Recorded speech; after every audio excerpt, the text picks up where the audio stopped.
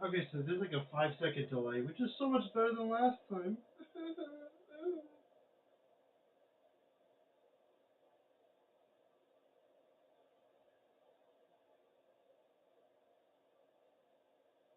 Okay, now for a mic test, I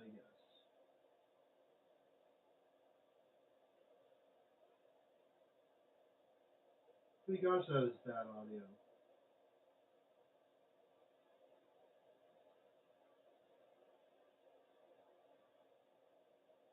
You can't even hear me. Oh my gosh. This audio is worse than freaking. We might as well be live streaming from the moon.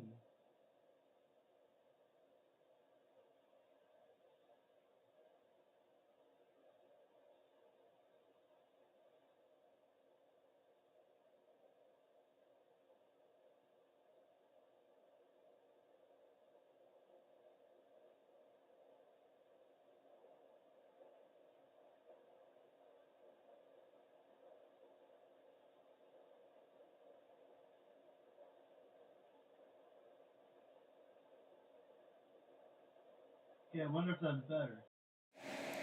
I freaking hope so.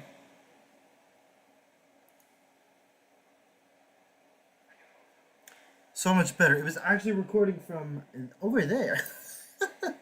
We don't want a potato microphone, do we?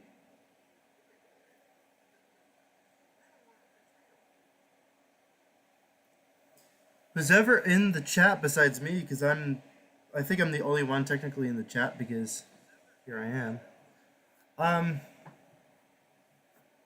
have to get used to this delay, but it's so much better than last time. Because during the K2O live stream, whoever the heck is the first person streaming, whoever you are, hi. Feel free to say hi in the chat. Um, the first set of live streams I ever did, official ones on my channel, I think at least the first one, there was like a minute delay between what I say or what you hear me say and the chat. I'd be looking at the chat in real time, but it would look as if I'm responding a minute later, even though I'm responding immediately to the chat. So that is not as severe here. So I'm looking here, but then 5 seconds later, you're witnessing what I just did. It's not in real time technically.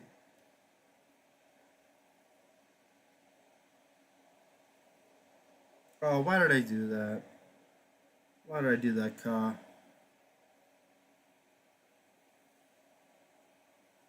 So I'm gonna wait for everyone to kind of hopefully come in. I don't know how many people actually know I'm streaming right now. Maybe I didn't do a good enough job advertising.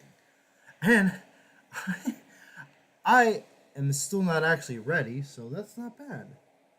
Yeah, I'm not ready. But as I'm not gonna like postpone the stream. It's happening now. We're gonna be ready to go. Who the frick left me? Now I feel sad in life.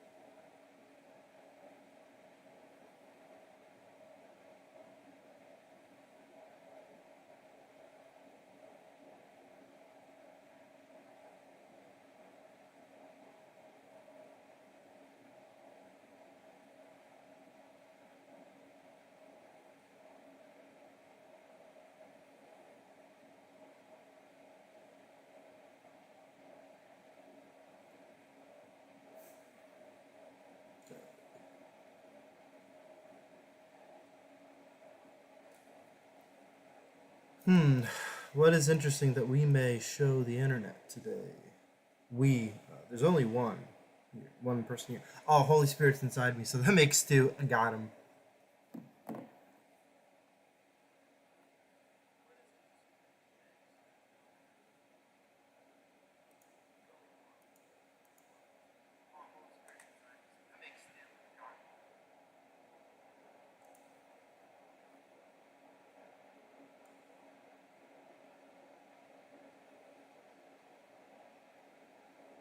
So I might as well show you just guys at least what the heck is going on over here.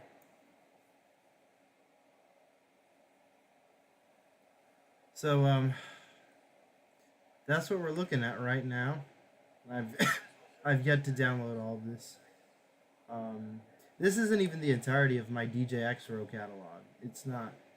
Uh, I think the entirety of 2010 is missing. So we have another person in the chat besides me. Vegas! Whoa! We won! We won! Can't wait for this person to get scared and run away as they. Up! It's Andrew. I got him. It's Andrew.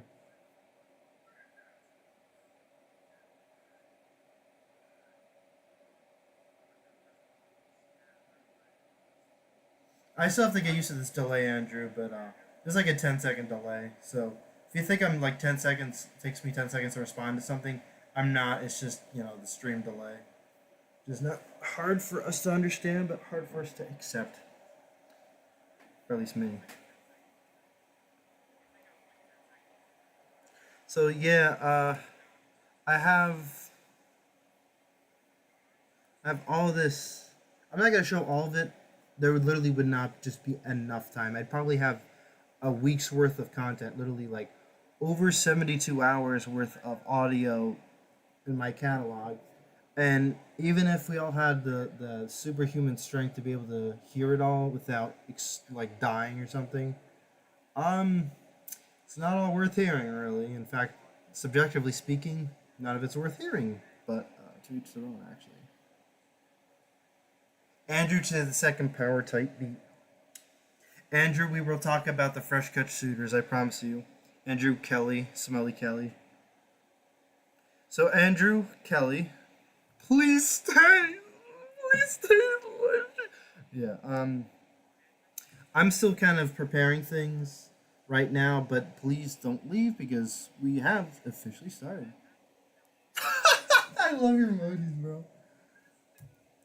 I'm probably going to routinely remind the audience that there is a 10-second delay between what I see in the chat and how you hear me respond, because that's how live streaming works sometimes. Syndication and all that.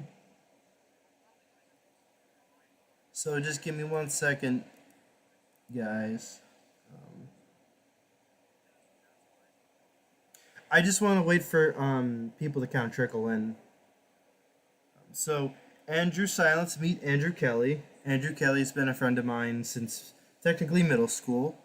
Andrew Kelly, meet Andrew Silence, a friend of mine from church. You guys are both conservatives, but there's a difference in opinions. Andrew, why don't you tell the live stream how you're a monarchist?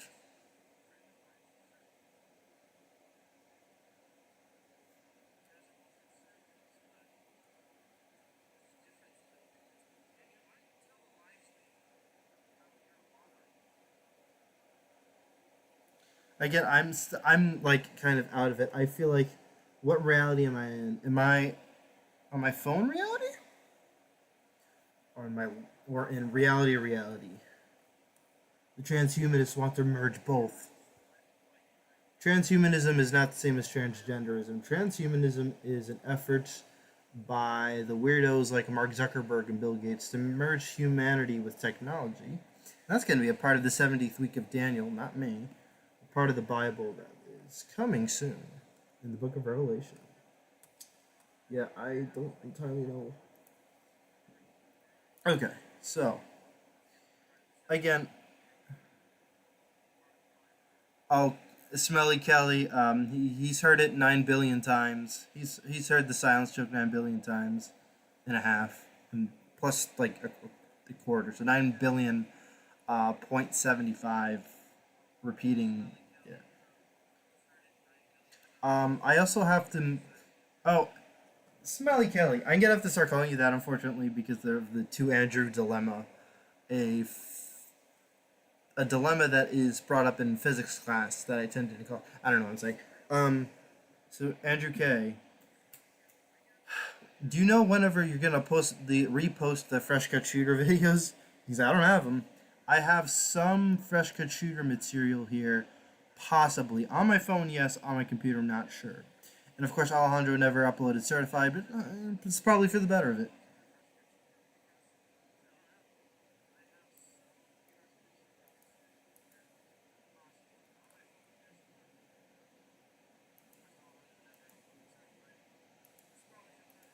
Yeah, sorry that this is like straight up boring as frick for now. Please don't leave me.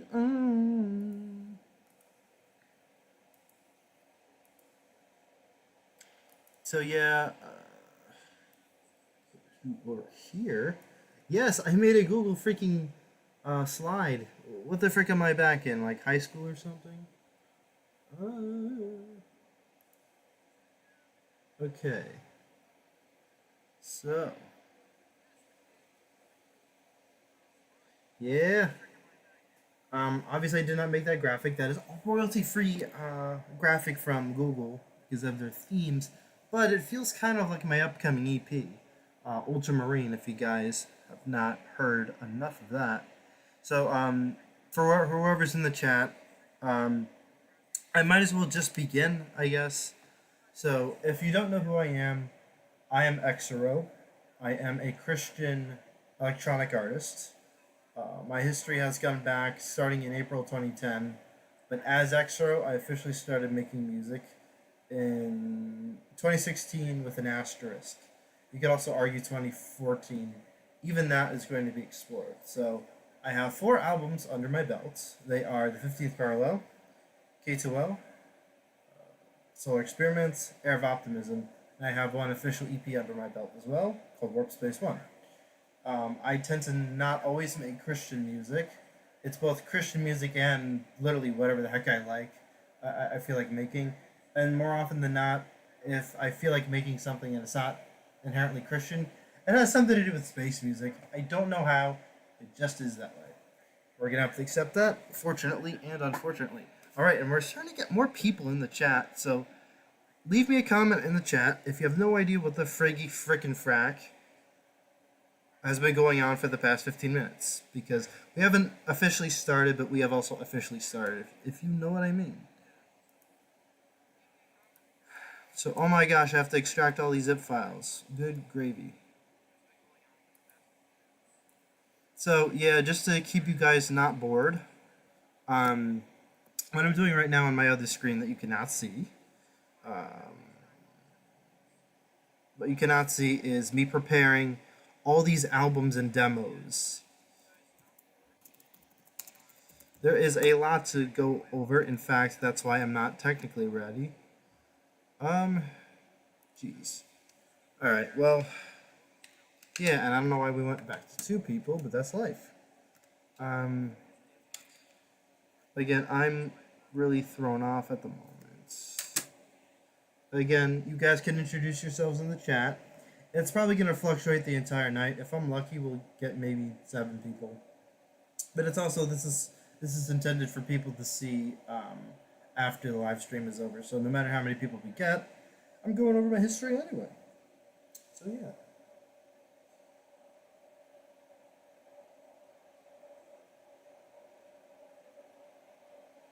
And right now, I'm inviting more people.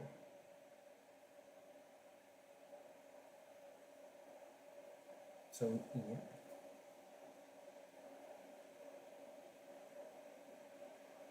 So you're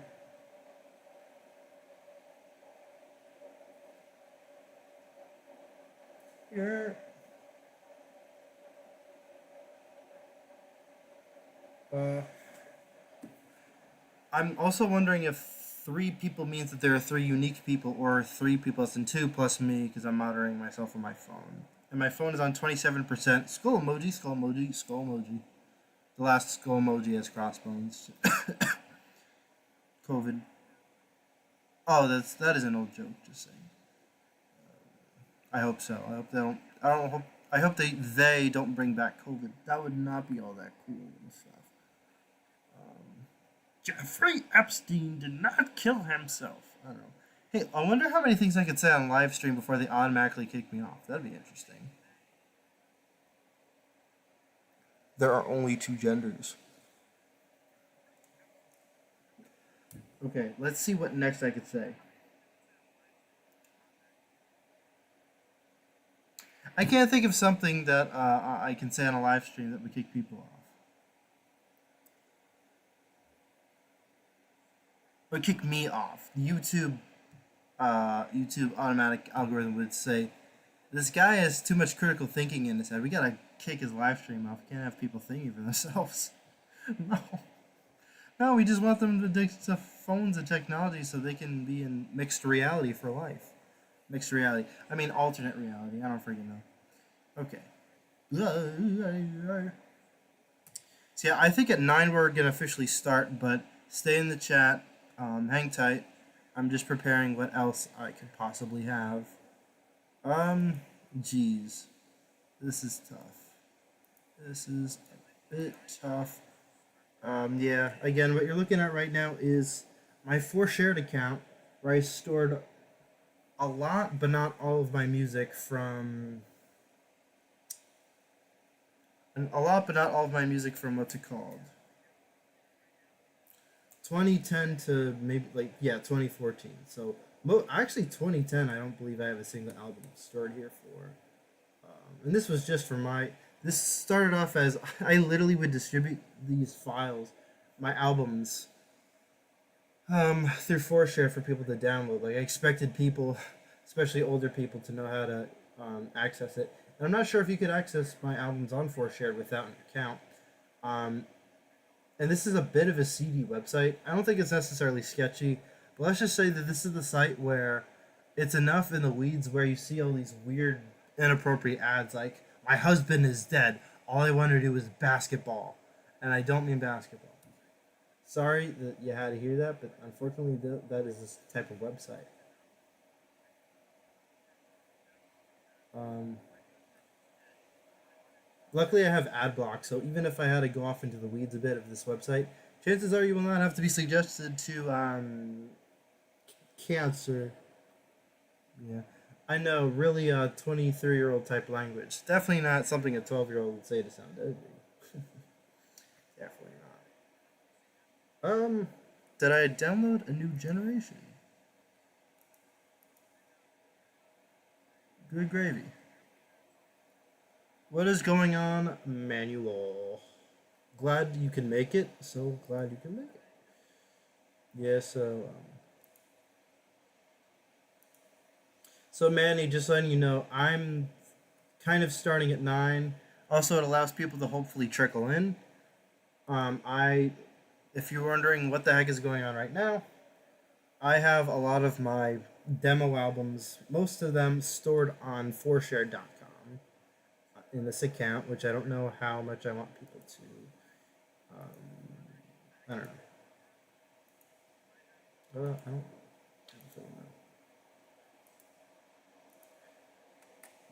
And so, yeah, we're gonna download that as well. So yeah, hopefully at the very least, the interesting part of this live stream will be the interesting part will be just simply the names. Oh, to answer your question, Manny, when am I releasing a new album? I don't know. That's one of the things I was going to discuss towards the other half of the stream is the future of my music. So, yeah. I might also redo the stream in more to a wider extent because there's so much I could be showing you guys. I'm kind of annoyed at myself. Jeez.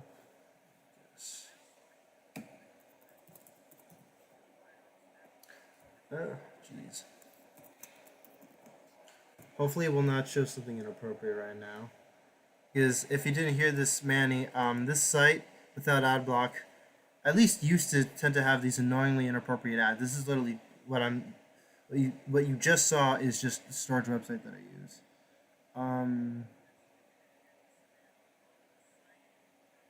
Okay, so.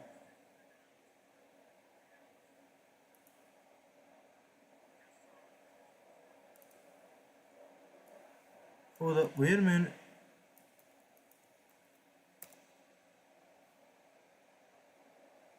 Oh my goodness. There's...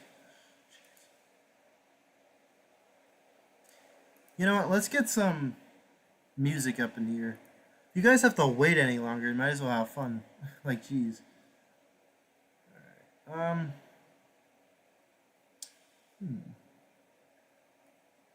Let's try something interesting.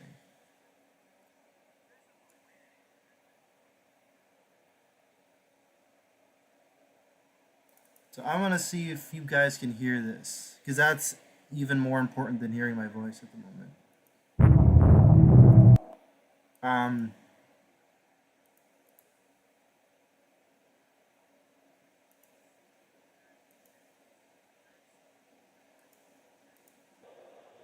Let's see.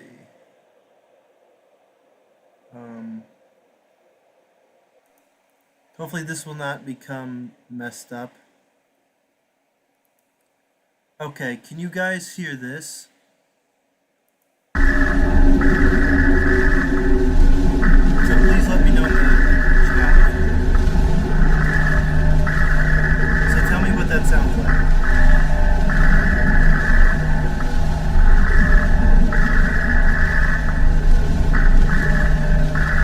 Also, tell me if it's too loud.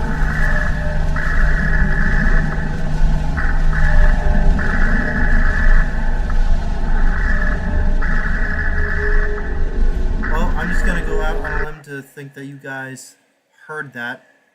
Oh geez, hold on. Actually, I think that came from my laptop. Actually, that's not good because it should be coming from my actual computer. So yeah.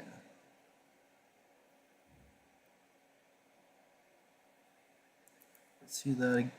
Say that again. I hope this doesn't... I literally might accidentally copyright strike myself through this chat, which is kind of interesting and spicy, you know? Better than Warner Brothers coming after me. So tell me if you can hear that. It should be loud and clear. It should sound like hip-hop except in space.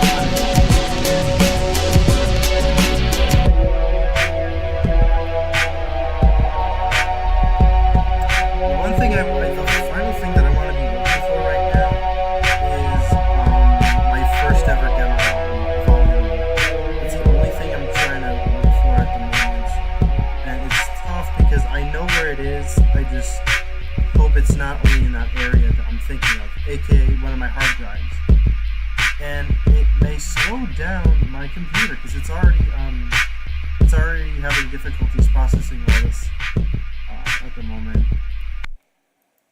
I'm still gonna play another background song. Just give me 1 second, kids.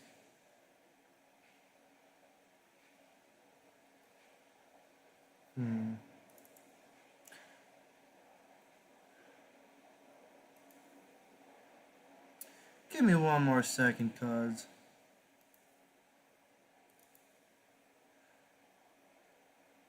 If Andrew Kelly is in the chat, tell me how crunk Tyrone is right now. Because I need to know. I think it's important that we all know.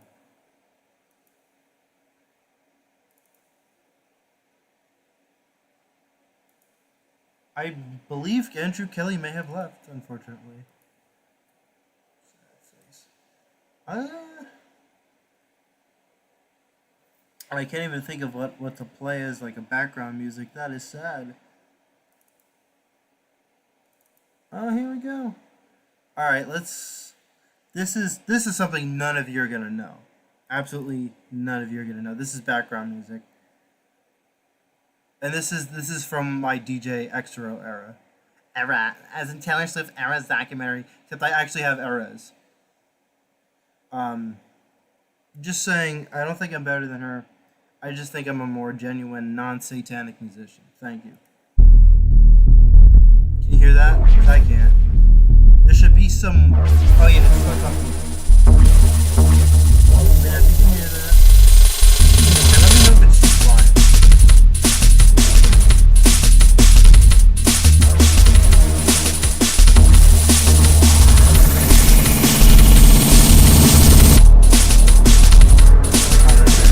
I just remembered something else you guys might like.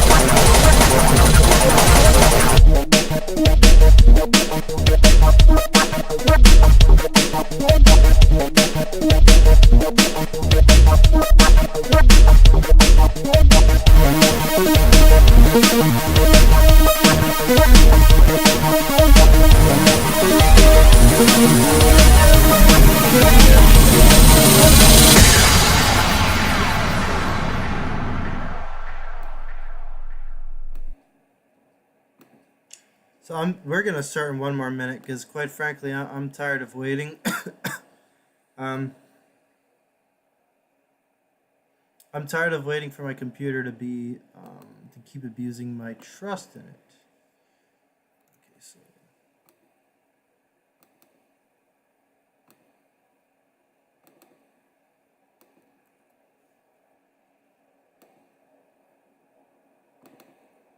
so yeah, I know you guys are probably bored. Just give me 1 more minute.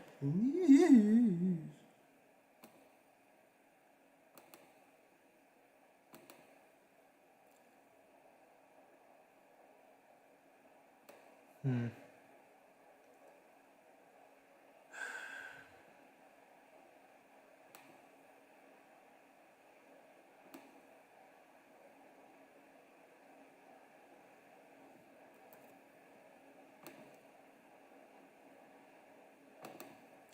All right, let's just jump right in. You guys can't wait any longer, I know. So,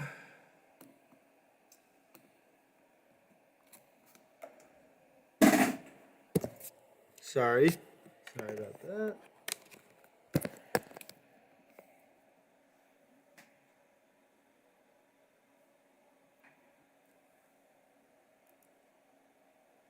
Okay, so here we go. EXERO, me. So, I wasn't always EXERO, like you may have already heard me say, even just within this 30-minute waiting period or whatnot. I wasn't always called EXERO, or I didn't always call myself EXERO.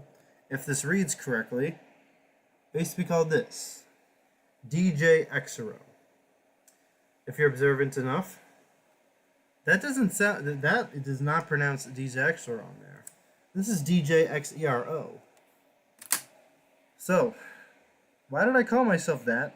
And was I actually DJ? So number one, let's actually go back even before April 2010. So I was already hooked on Linkin Park remixes.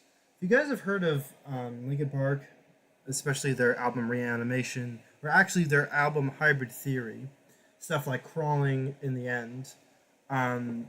So that was the kind of music I was really into.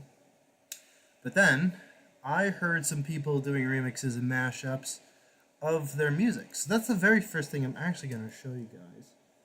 So here we go.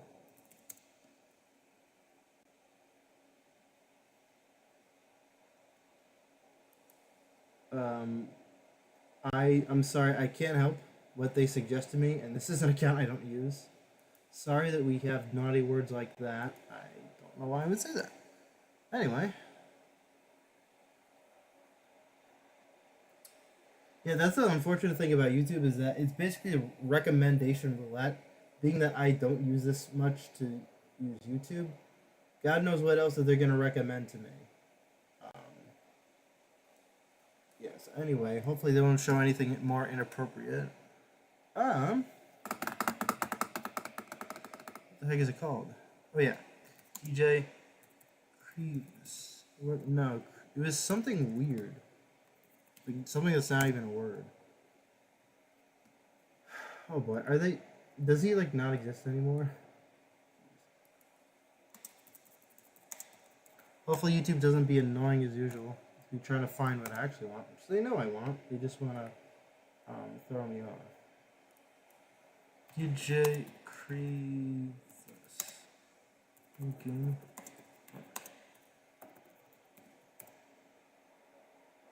Okay, so YouTube is being a piece of crap. Censorious piece of crap, I mean. DJ Crease. Lincoln. Oh, show me. Oh my gosh, you gotta be kidding. Previous. Okay. Again, weird. What the frick, man?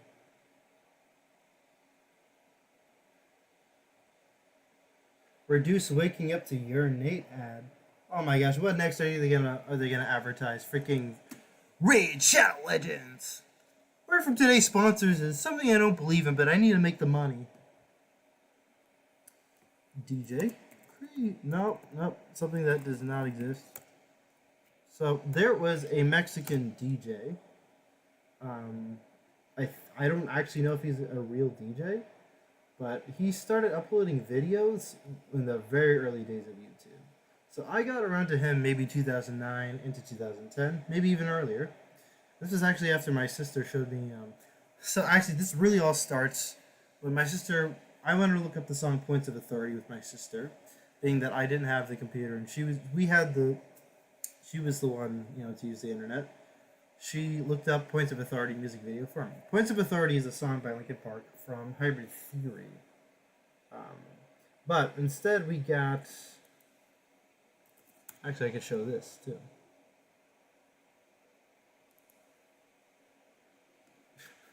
I swear, okay, seriously, why do they keep showing me that? That's the first video. Oh my gosh. Like, geez, what next are we gonna show? Like freaking Epstein? So this is something that changed me forever and created me as an artist. This isn't even DJ Previous yet. Something I saw probably in 2009. Haha, screw you, YouTube, I have ad block. Deal with it. Nene. Ad block is not allowed on YouTube. I don't even get that. Let me know if you guys can hear this.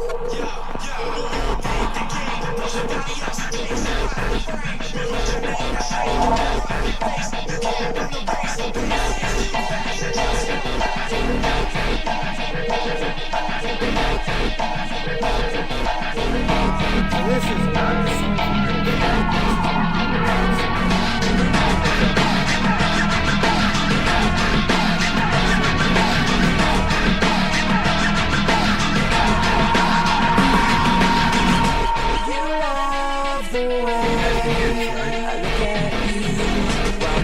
Pleasure in the awful things you put me through.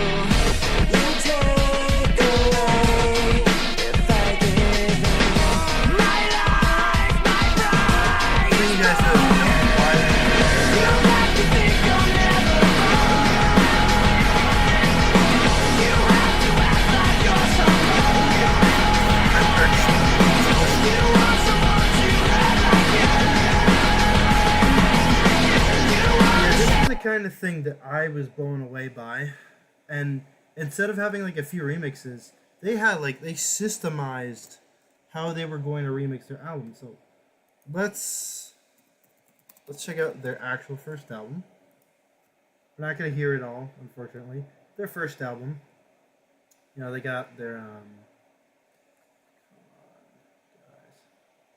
So this is their album, official album. And then they also had bonus tracks like My December, High Voltage. Then,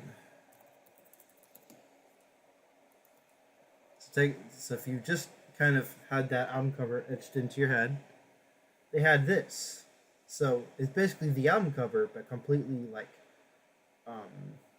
it's like a different version of it and a completely different understanding. And so instead of their classic Linkin Park Soldier, they had something inspired by like a Gundam, I think they call it in Japan. And the whole point of this album, so they basically have the same names of the song title, but to signify that it's a remix, sort of reinvented, they just have these kind of glitch-inspired renames of the songs, and they have bonus content like opening and other stuff. And when you hear this album, it sounds like a journey. You listen to Hybrid Theory, sounds normal in a way, commercially normal. This sounds like an entire symphony. You have opening, which has content that gets revisited in the last song, and intermission, and the entire album is structured in a way that feels like a symphonic work. Like it's a and what I mean by that, as in like a play, like a drama. There's a story going on. Of course, none of the lyrics are really connected or intentionally connected to tell a story. Nevertheless, what's really telling this story, in a way, in Reanimation style, is each song has its own way that they're remixing it. So they had producers that Linkin Park was inspired by and that was in their scene. They had them guest as guest producers to remix the song.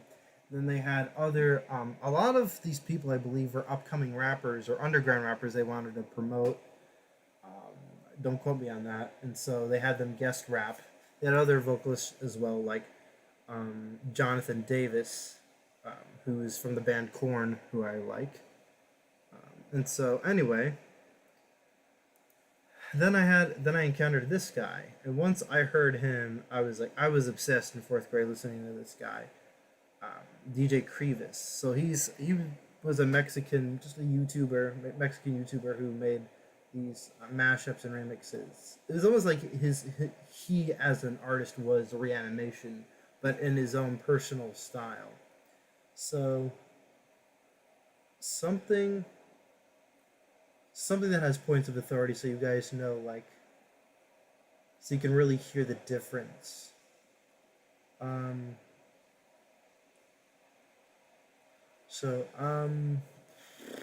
Here we go. You should be able to hear the difference here. While you guys hear this, I have to, oh, look, it's a stream happening right now, right there. Yeah, orbit the game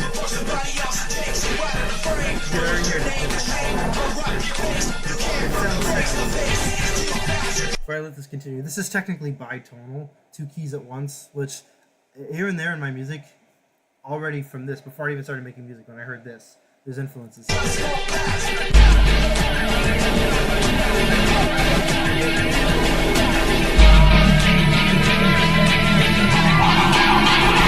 Stuck in a place so dark you can hardly see. The matter without the splits with the words I breathe. And as the rain drips, acidic questions around me, I block out the sight of the powers that be and duck away into the darkness.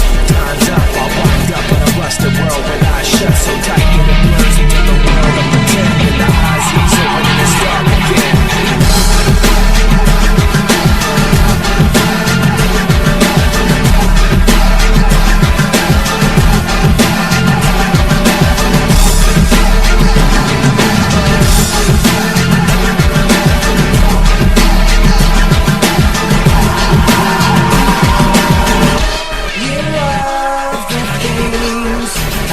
I'll do the way I hurt myself again just to get back at you.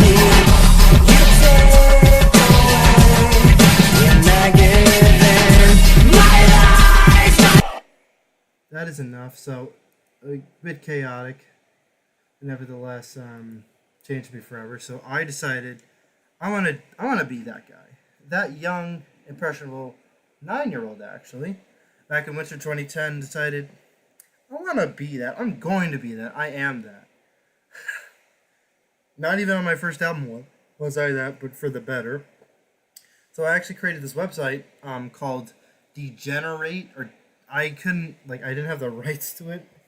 There's something weird where I had to spell degenerate.yolasite.com. .yolasite because that's a website maker, and I couldn't afford that because I was 9.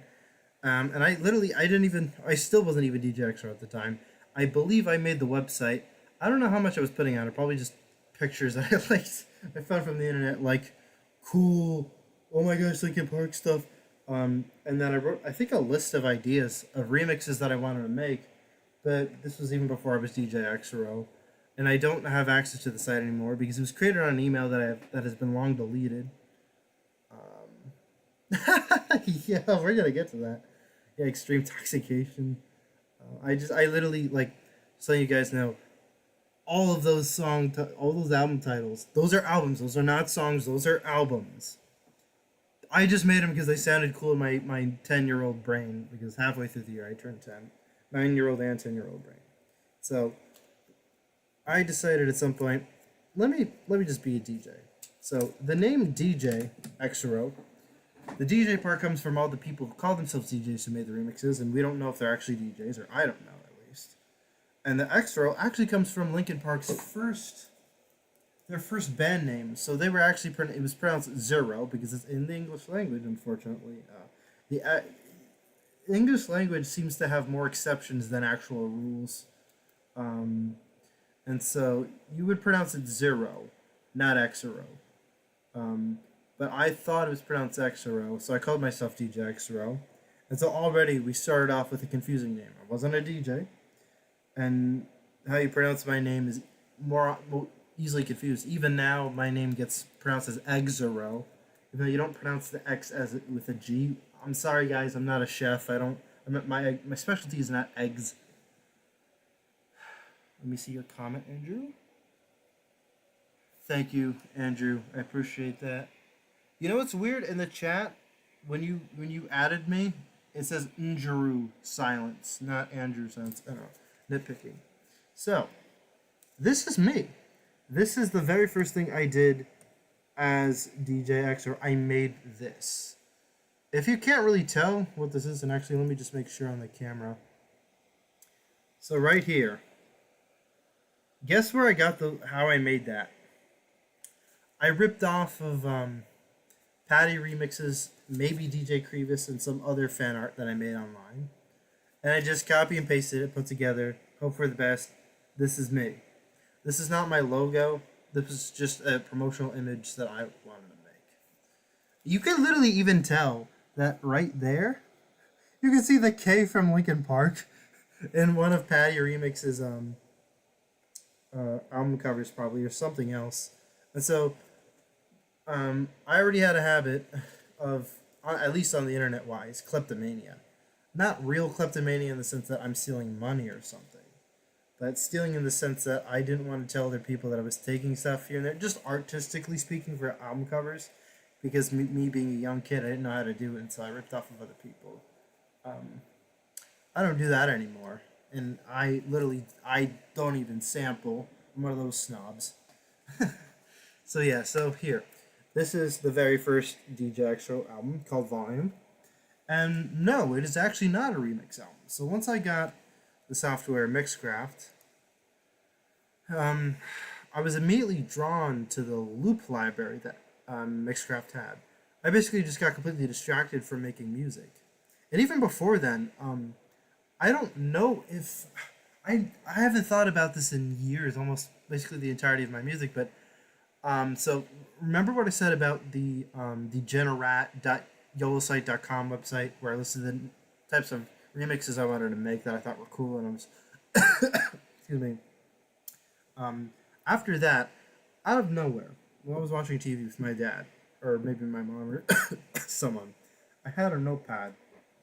I just thought, after writing all, I think, other remixes, I also wrote down a track list of either they were supposed to be songs I wanted to make, or basically mashups. So I wouldn't say what the mashup was. The exciting part was to hear it as its own song, I think. Again, I have to remember this. Sadly, I do not believe I have that note that I wrote down, but the note ended up being the track list to Volume.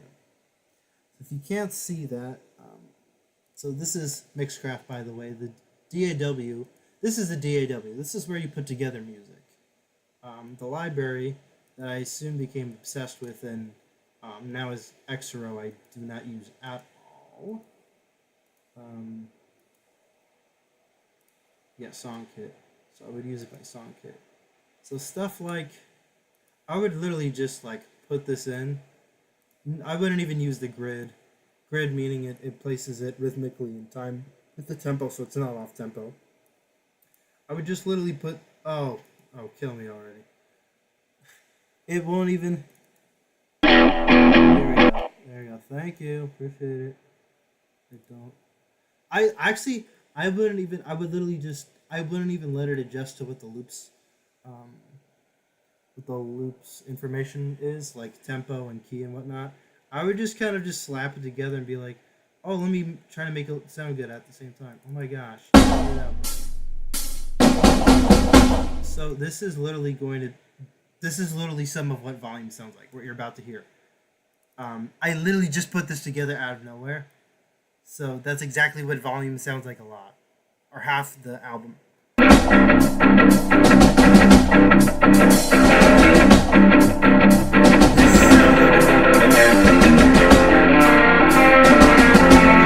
It's enough like a joke. Let's get even worse. Let's just get even worse. Alright, so sound effects. Yeah. No, okay, why wasn't that thing? I don't know, something like that.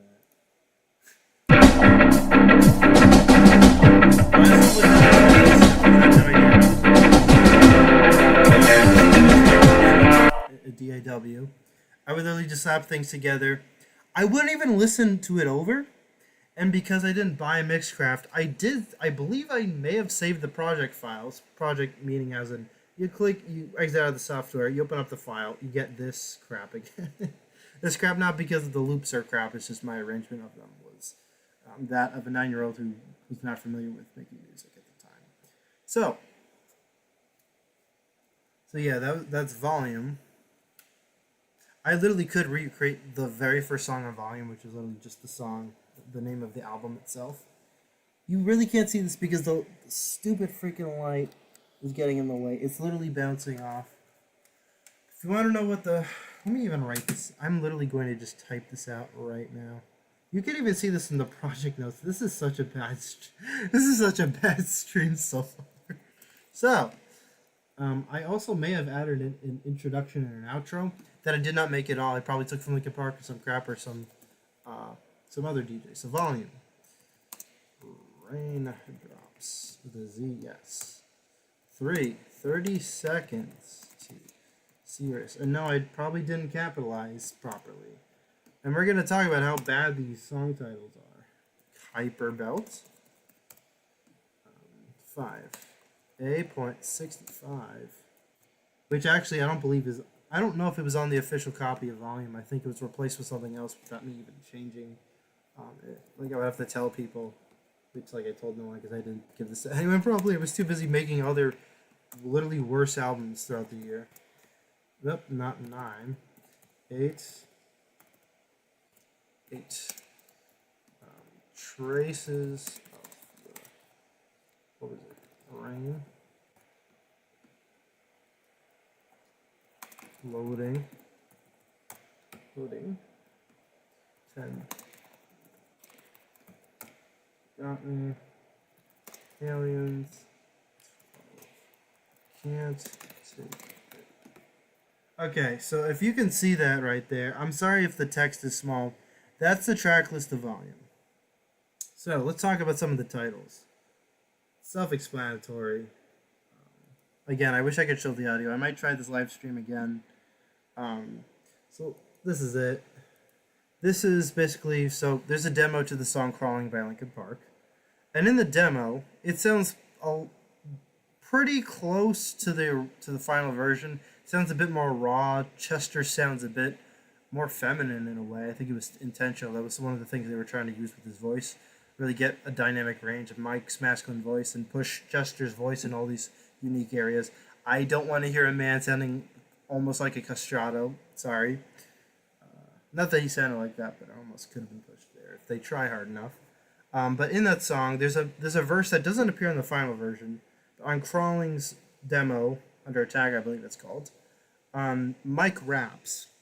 And I think the rap goes like, raindrops, something rhythm on the pavement, drips to the blacktop to the basement, traces of the rain pervade this. I can't remember entirely how it goes. If I thought about it long enough, I could rap it, but we're not going to do that.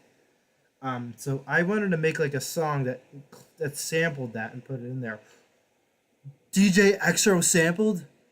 He not only sampled, he stole and ripped off. But then again, he was a kid, and EXERO does not do that as a man, a young man.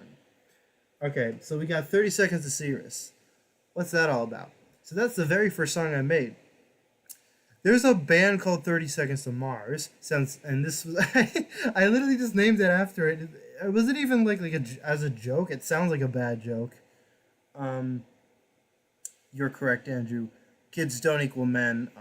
A lot of people these days act like toddlers and can't tell the difference between their age and their mentality. But anyway, I literally called it 30 Seconds to Cirrus. For the longest time throughout my history, until 2013, I believe, no, until midway 2012, I always bragged to myself about how 30 Seconds to Cirrus is the longest song in my discography. And we gotta make a song longer than that, as if longer means better. Later in my discography, I made the song that I made a song called 023. It was just as bad as 30 Seconds to Cirrus, maybe slightly better. It lasted exactly 23 minutes. And I made fun of it in one of my TikToks. You got Kuiper Belt. So you've got the asteroid belt, which is in between the terrestrial planets. The terrestrial planets are Mercury, Venus, Earth, Mars. Asteroid belt, Jupiter, Saturn, Neptune. Sorry. Jupiter, Saturn, Uranus. I say Uranus because Uranus just sounds bad, and we all know why. Butt jokes are so funny. Anyway, Neptune. And then you've got Pluto and maybe other dwarf planets. And then the Kuiper Belt. Asteroid belt is made of asteroids. Kuiper Belt, I think, is made up of more icy objects, which is next to the Oort cloud, which is a cloud of comets and icy objects that surround the solar system, hypothetically. And so I made a song based off of that, which actually sounded not the worst, but it was really slow. Like, it must have been like 60... I literally could make this right now within like the span of maybe a minute, just a part of it. So yeah, we're gonna change this to not 120, a nice brisk dance tempo. We're gonna change it to the agonizing 60, and not in a good way. There could be good slow music. This is not good slow music. I'm about to concoct Okay, so we gotta go to progressive Euro. Okay, not that.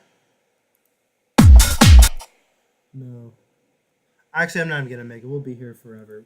So let's just trust me on it that it sounded like you'd skip it with the TikTok generation would never survive even one song from Volume, and That's one time I could give the TikTok crowd a pass because the album is it's just funny but also very boring.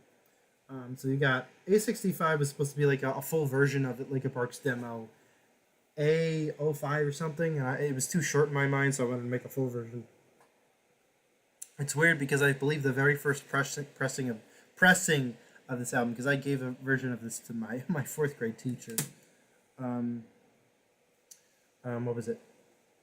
So I did that, but I didn't. I may have made A65, but then lost the version of it, and so by then I already made my second demo album, Implosion, and I believe maybe even before.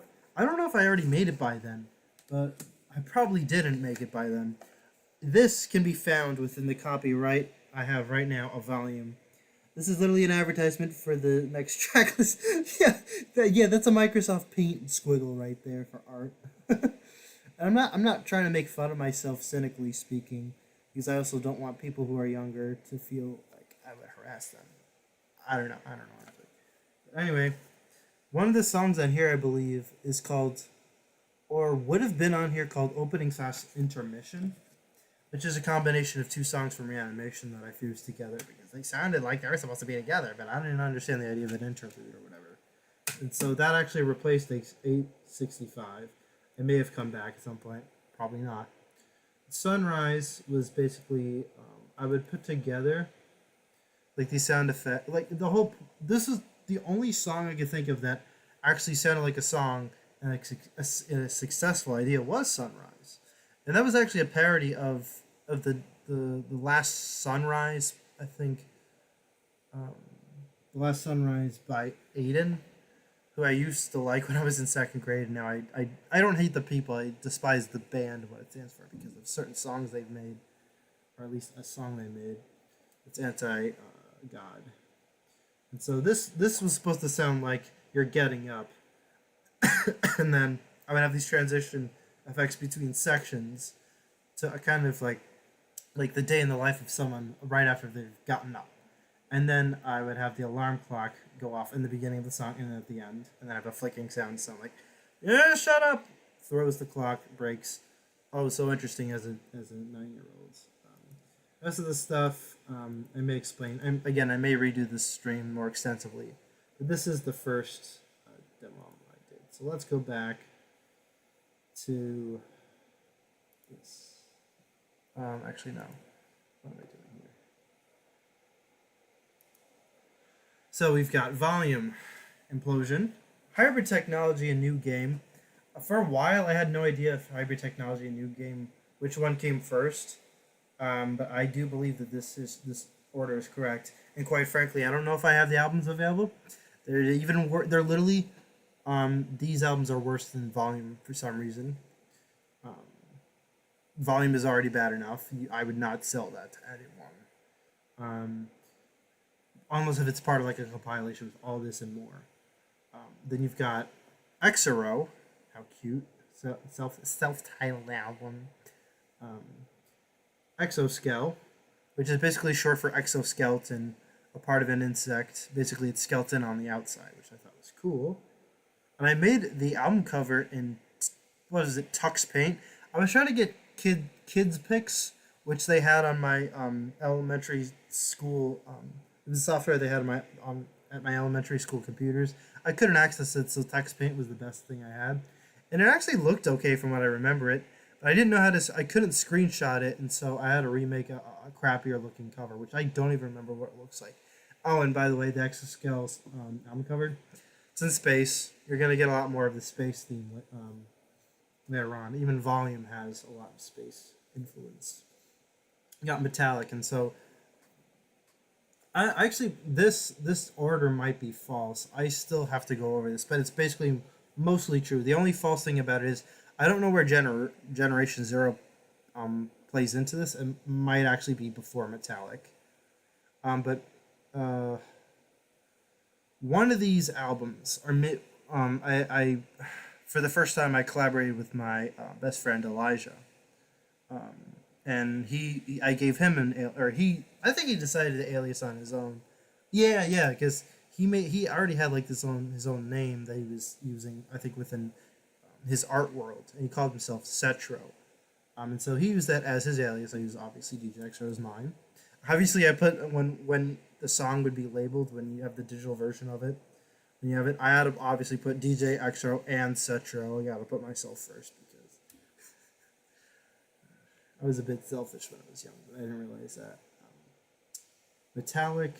So yeah, Metallic sounds like Metallica. Yeah, it was supposed to be a metal album. Supposed to be.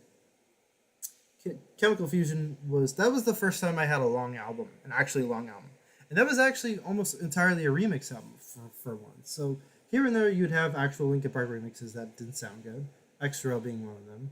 Chemical Fusion was mostly that, and it was I think around 23 songs long. So yeah, and then all throughout here you have Linkin Park remixes here and there. I think at some point it just completely stopped. I think at Cytoplasm and Xylem, that's when I stopped. Now, here's where things get actually interesting. So I was entering the 5th grade around, I think, External Breakdown, going into Cytoplasm and Xylem. Again, these names don't make sense. They were just because they sounded cool in my head. I was freaking 9. Or 10 at that point because I was born in July. I'm a Leo, so you can tell that I'm ascending Leo, Scorpio, Moon Star crossover, essentially some. Can't believe people actually believe in horoscopes. So Cytoplasm and Xylem. By that point, I thought to myself, I'm not actually sure why I thought this to myself. Hopefully, it was out of actually listening to my music over. I was thinking of quitting quitting making music altogether. I'm pretty sure it was because I thought I just wasn't good at it, and I didn't have really understanding. Even worse, I didn't really know. I didn't think to myself. I think actually out of a lack of humility deep down inside, a weird lack of humility, and I didn't think I was being prideful at the moment. Maybe I wasn't in a way. I didn't think to myself, how do I make music? So I did make Cytoplasm and Xylem. I think I started to focus on school a bit more in 5th grade. And then I continued on. I don't know what caused me to continue on. Maybe I told someone about it and they encouraged me to continue. So cyberspace, more space references. Robotic lifestyle, Cybertron, unknown. Technology virals. Talk about technology virals in a second. And so, robotic lifestyle. Around this time, I started making comics. Happy to be a Pisces Gemini crossover. The crossover event of stars, star emoji. So I'm a Sagittarius A. I come from Young Zarg by OTH's clan, and I'm an ascendant of Young Zarg by OTH's hierarchy. So, robotic. So around cyberspace. No, actually, robotic lifestyle is when I started trying my hand at making comics. I don't know how much I was actually reading of actual comics, but I was really watching with my dad The Adventures of Superman, and so I was so thrilled watching that stuff. So I decided to start making comics. So I actually did do that. I hope I did not. Young Zarboteach was my great grandfather. Oh geez, man, you must be connected to the CIA or something, or even the Space Force, like the furthest reaches of Space Force. Jeez, man, what do you know that I don't know? I wonder if you know about Project Bluebeam. YouTube doesn't want me mentioning Project Bluebeam. Chat, look up Project Bluebeam right now. May sound wacko, but I believe there are plans for it from the government and some other crazy stuff. Anyway, like Project Northwoods, Project Paperclip. I could go on and on. Project Mockingbird. Jeez, man, I'm almost trying to get myself killed right here. Anyway. So I was making comics, and so I decided I want to make a YouTube channel. So what I did was, I didn't call it DJ Exero. I called it Zero Comics Industries, and so that was my name as a comic book maker. It wasn't like my alias, but it was my company name. But I didn't even think of it myself as a company because I was one person. I was at least honest in that regard. So I made my YouTube channel called Zero Comics Industries. What I'm about to show you was not what it first started to look like. So this is now what I'm about to show you is my website actually. So my website first started off. I think it was maybe a different one under webs.com, not web.com, maybe webs, because that's when as my first website is EXERO. I used webs, I believe. So this is what it looks like as of like technically some point in 2011. This right here is just, I decided to edit this because I was looking back at my website, didn't know it existed, and I decided to be edgy. I'm reflecting such an important moment. I gotta stop mocking myself, jeez. And so anyway, I made a YouTube channel called Zero Comics Industries. Does not exist anymore. And so I initially, I already was advertising I was making music. I never advertised any of my comics, actually. I made some comics. They were all hand-drawn. And actually, I think I only made a few. The more it went on, me making the comic, the more my hand got tired, and so I was rushing it more and more closer to the end. I didn't think to myself, hey, maybe let me just break this up a bit, making this comic across maybe a week, review it, see if it looks good, and then distribute it. I didn't even do that. It got sloppier. I did it within one sitting, each comic. And then I think I made numerous copies of each comic. And when I'd show up to I don't know what they call it. Let's just say recess before the day begins, because that's what they had at my my school.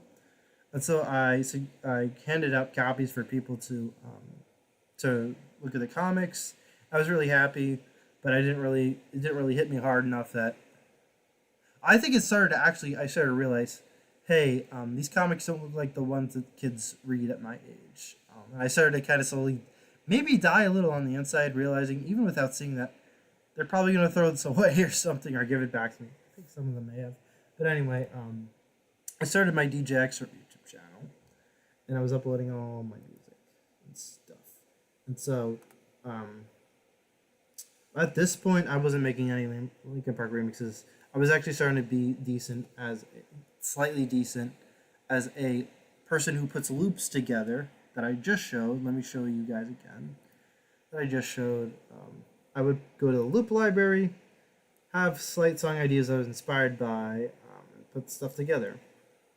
Now, around this time, I started to look into loop packs like these. Some of them said DJ Puzzle. Some of them said Peaceful Productions. I looked up DJ Puzzle and Peaceful Productions, and I realized they were one and the same, basically. DJ Puzzle's company was like, whoa, this is so cool! A guy makes loops that is distributed by Peaceful Productions. Oh my gosh, so cool. And so anyway, I would put songs together like this. But of course, except it didn't sound like actually. It sounded like a person music, because what they expected me. So something like this is something you would hear on maybe like Unknown. Again, I should probably do this live stream again. But, well, at that point, I actually knew how to adjust the tempo.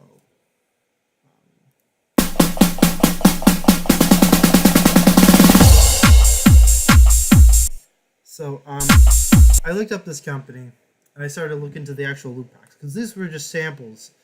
This was just a sample selection from the larger loop packs. And so that was... So I started to listen to Peaceful Productions demos more and more and more. By the end of the year, I made Technology Virals with another friend, also featuring Elijah, aka Cetro. I made it with a friend named, let's call him M, because I don't know if he would, I don't know, let's call him Matthew. I won't say his last name for privacy reasons.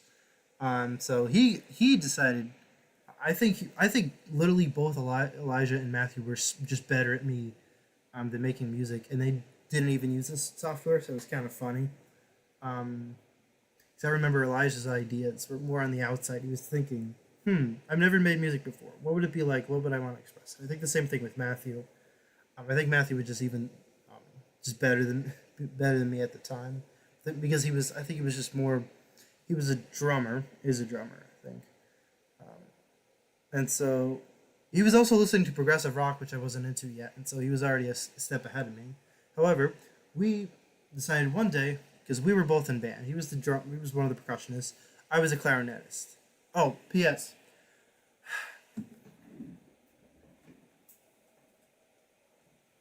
Before even DJ EXERO, I got this instrument 2008. I decided to play clarinet because it looks cool. Didn't realize no one thought it was cool. Still stuck to it to this day because people's opinions only matter so much. But I started playing this 3rd grade as clarinetist. More and more, I just didn't like showing up to band. But at one point, when I had to go to band. What I did was, I did this, I took this out, hid it in my pocket, and I said, I don't know where it is. I don't know where it is. I didn't get caught. I didn't think that the instructor did not get angry at me or something, I think. But eventually, at some point, I did enjoy playing clarinet, and so by 5th grade, I was really into bands, because the music was starting to be more fun to listen to, because I was getting better at playing. Why do I keep playing C instantly when I touch the clarinet? Jeez, I'm 23. I gotta get over that. So I was playing this. He was playing drums, and we decided, hey, we both like music. And he decided, I think he came up with his own list of album ideas, and then that also we started to come up with our own list of album ideas, and that became I gave the name. Viral is not a word because I didn't realize what viral even meant. It's an adjective for describing the instant popularity of something or a video. But my brain thought it was spirals or something. Like it was a different version of spirals or something. Anyway, we created this album together, and here and there, Cetro was on it as well. So that happened. Now, second era. So prior to this year, I was mostly putting loops together, but I wasn't thinking as a musician. And so this was the first year I really acted as a musician. I wasn't just putting together loops. I started to actually produce melodies and percussion bits and all that. So, hold on. Let me go back. So now we actually really want to hear the music because we're already getting tired now, aren't we? I am. So yeah, let me show you guys some of the stuff that I did make of this year. Because what I'm about to show you is a lot more listenable than 2010. Because 2010 was just first demo album of the year to the last demo album, so boring. And so, let me see. So actually, let me continue to just present right now. So more and more, I'd be making these loops, putting them together, listening to PLP more and more, almost obsessively. And I'd be composing more and more. I wouldn't just, I wouldn't put together loop demos. I wanted to start composing. And so, what was that like? What was that like for me to, little 10-year-old Daniel, to compose? So what he would do is, he would go to the default library of Mixcraft. There was a lot less stuff here. It was a lot more corny sounding. So what did that corny stuff sound like?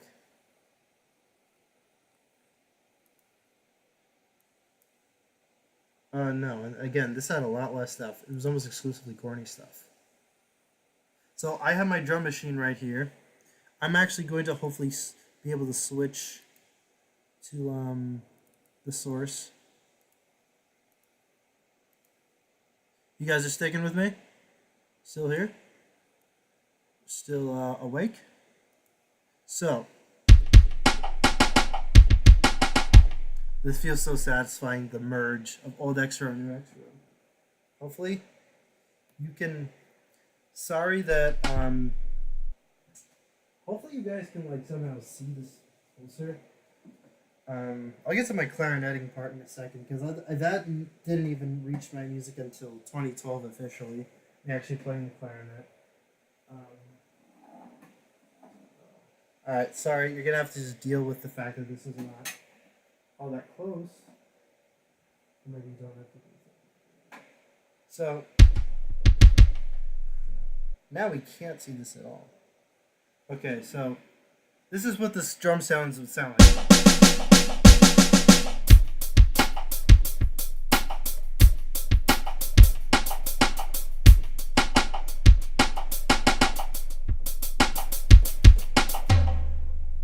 So that already sounds cheesy, but what I just did there was actually sounded like music.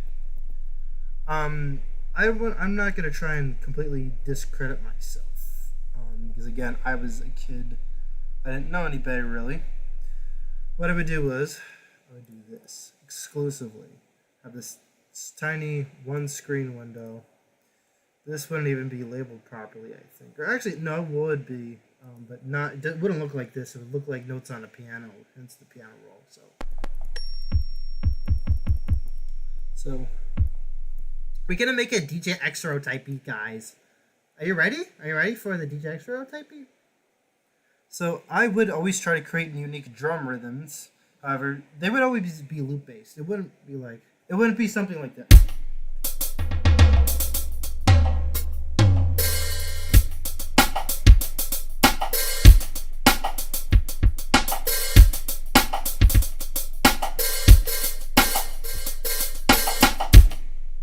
So that sounds like an intelligible musical phrase, right? It's not just looping, it's not just this.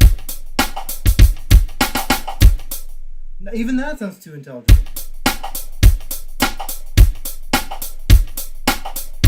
So you get something like that, a bit more cool sounding, but nevertheless it was just a loop. So that was the kind of the stuff I was doing. Now, what was the melody stuff that I was making?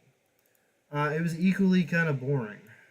And so what I lacked in intelligibility with my music, I believe I made up with heart.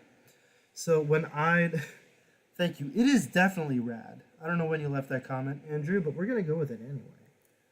So, again, there's so much stuff, it's almost going to be hard to remember which ones are which, but I've remembered which ones I use the most, 100%. And so, hopefully this is connected. So you guys are with me? This probably has to be lowered, honestly. You want...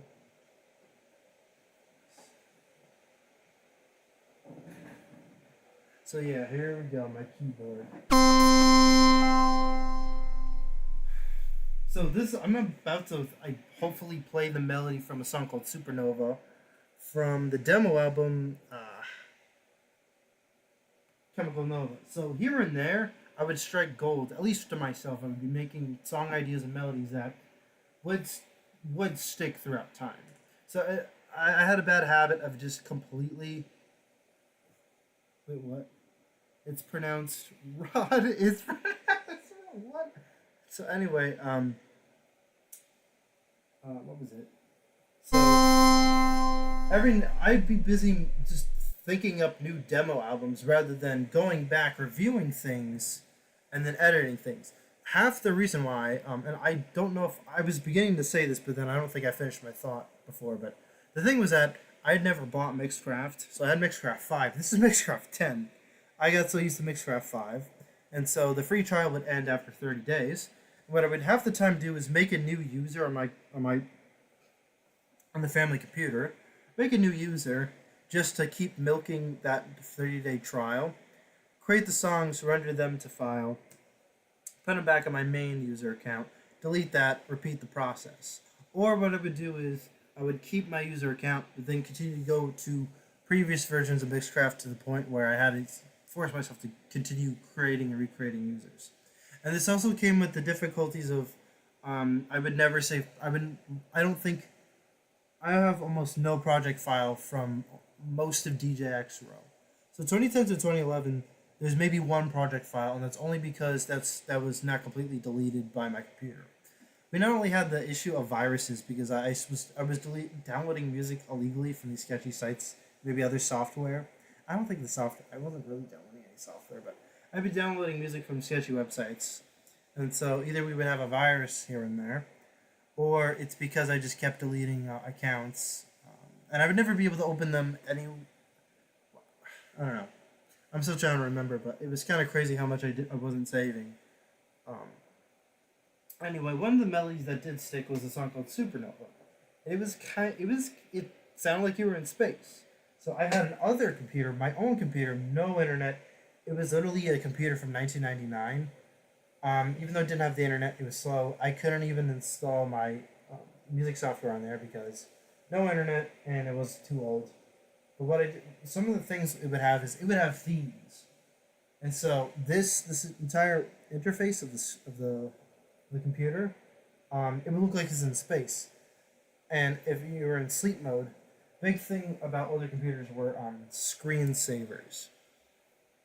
And mine would look like you're in space, and it had spacey sound effects and all that. So I recorded that on a toy spy watch that I had, and then I uploaded the file to my computer to put into the song. Actually, we do have that. We do have Supernova. Praise the Lord. Supernova is one idea that actually has it's the ground. It's the first sign of something that I'm actually going to be working on in the coming month in March. It's not going to sound anything like this, technically, or most of it actually. But let's hear this. Let's hear at least some of it. So this is Supernova. Again, gonna sound kind of crappy, but it's a bit more intelligible than 2010.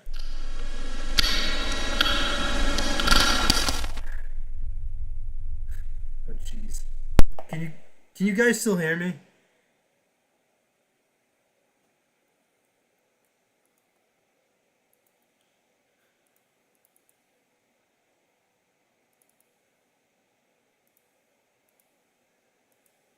Okay, you guys can still hear me. I literally thought that this thing blew out or something.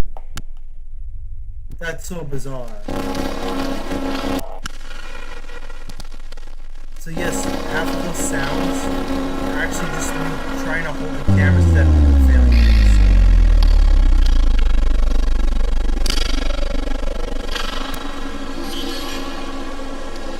so. This actually has some interesting creepy energy.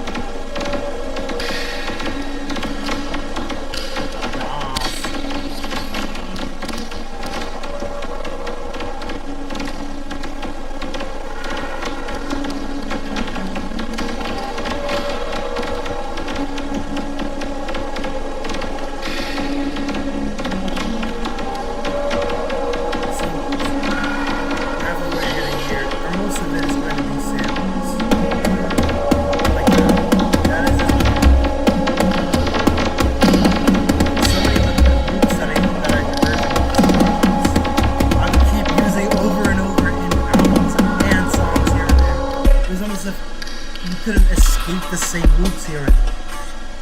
Like that drum fill you're gonna hear in stuff later on in the year and other years. It gets annoying, bro.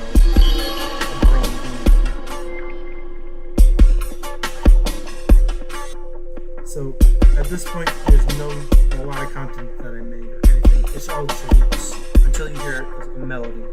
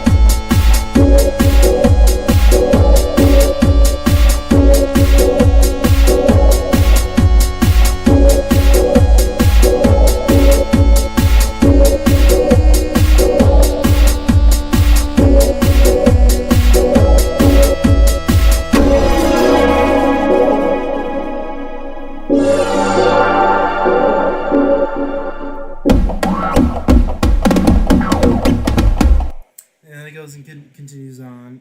I might make a lot of this available on my website.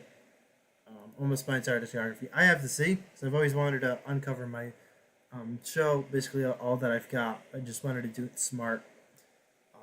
So yeah.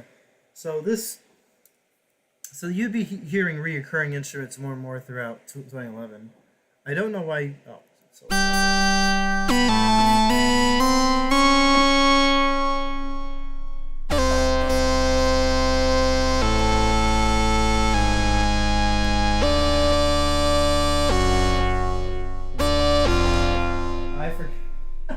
This is the first time I've ever played it live, actually.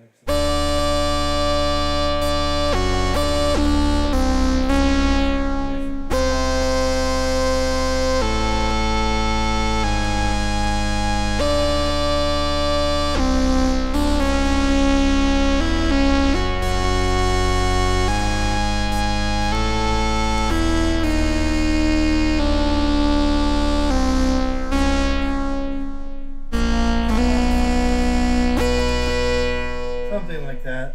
So again, it sounds boring, but at least the atmosphere that it was in, I thought the context actually sounded good. And even listening to this demo now, it opens up my brain. Like I'm almost back in the memories of when I was making that. And I always associate it with a kind of like a safari world, like a safari landscape, but it was during the wintertime. I'll explain to you why. This was a space song. At the end, I randomly put in this demo from a loop pack PLP put out, created by the also by the band Majole. I literally just put straight in the demo for Uncharted Planets. I literally didn't even know what was going on. Like my brain didn't even register that there was a beat going on because it was in a different. I wasn't used to. I think it was in maybe a time signature of 5/8 or something, and it had much more of a loose feel. And so also because my attention span was a lot. Quicker as someone was young, or I wasn't as patient as a listener. I just threw it in and I had no idea what was going on, so this is what you hear. This right now is literally the demo for and then I put it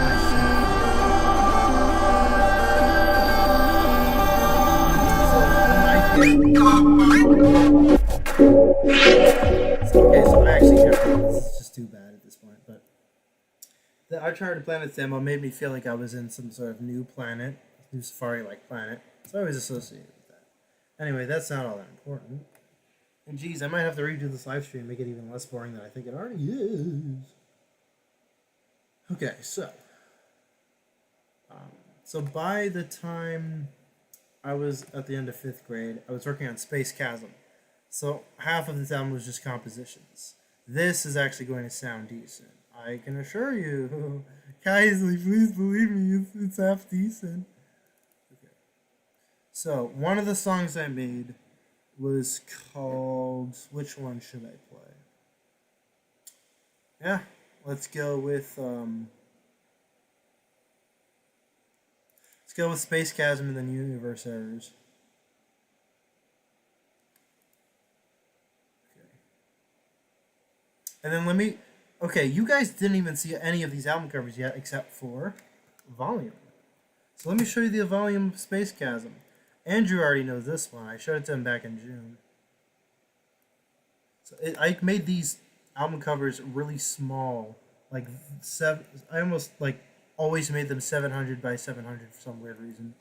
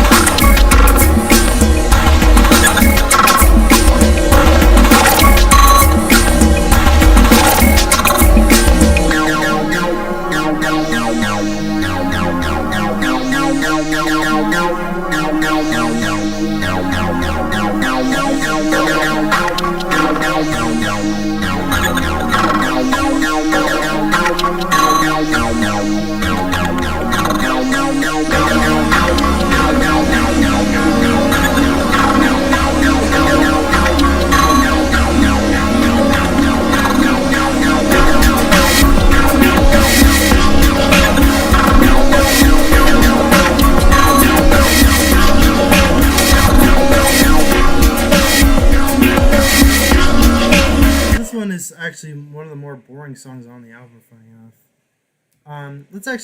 Let's take a look at the track list for this one. So at this point, we already know no Linkin Park remixes ever again, except for a few in 2012. But we'll get to that in a moment. So half of half of these are just demos that I use with just primarily loops. Almost, I would try to focus it on just using one loop pack and then making demos from them. Not very interesting to listen to, at least for me. I was much more interested in the compositions I was writing. Universe Errors is one of those that I kept going back to each year and thinking, oh, this sounds really good. And this has, and more, the more mature I got, the less I was interested in hearing it, more hearing it for the potential that it would have. That it would later on, it would then become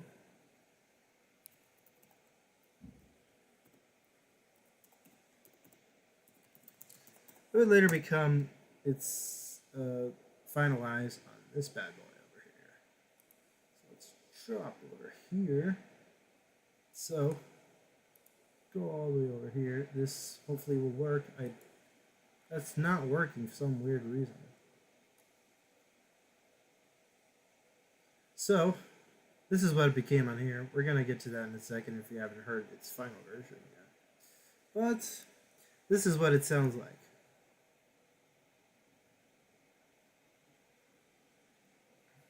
Now we're gonna put up the album cover again. This thing is slow. See, I made this before I turned the light on.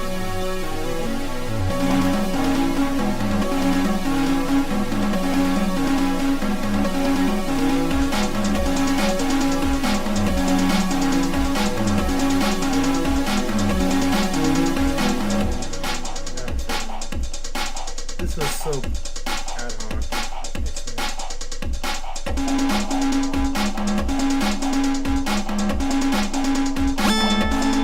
That's me in real life.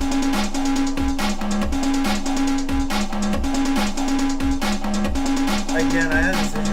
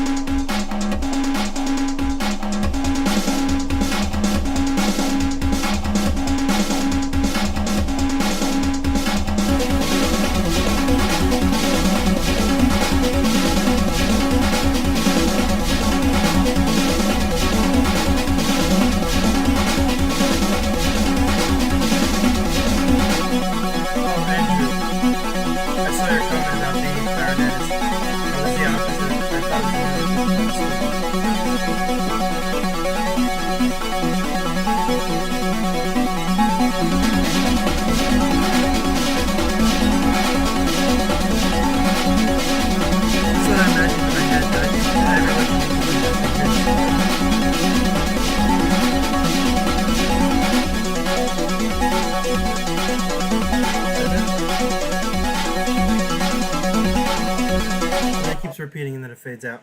That drum part at the end was offset by maybe an eighth note or something, which is actually a musical concept that you can do to develop ideas. I did it in a way that sounded bad. It sounded like an actual error. No, that's not why the song's called that. I don't know why I called it that. I called a lot of songs Universe, add word here. But I obsessed over this part. I didn't know how to recreate it. That drum part, I still don't know how to perfectly recreate it.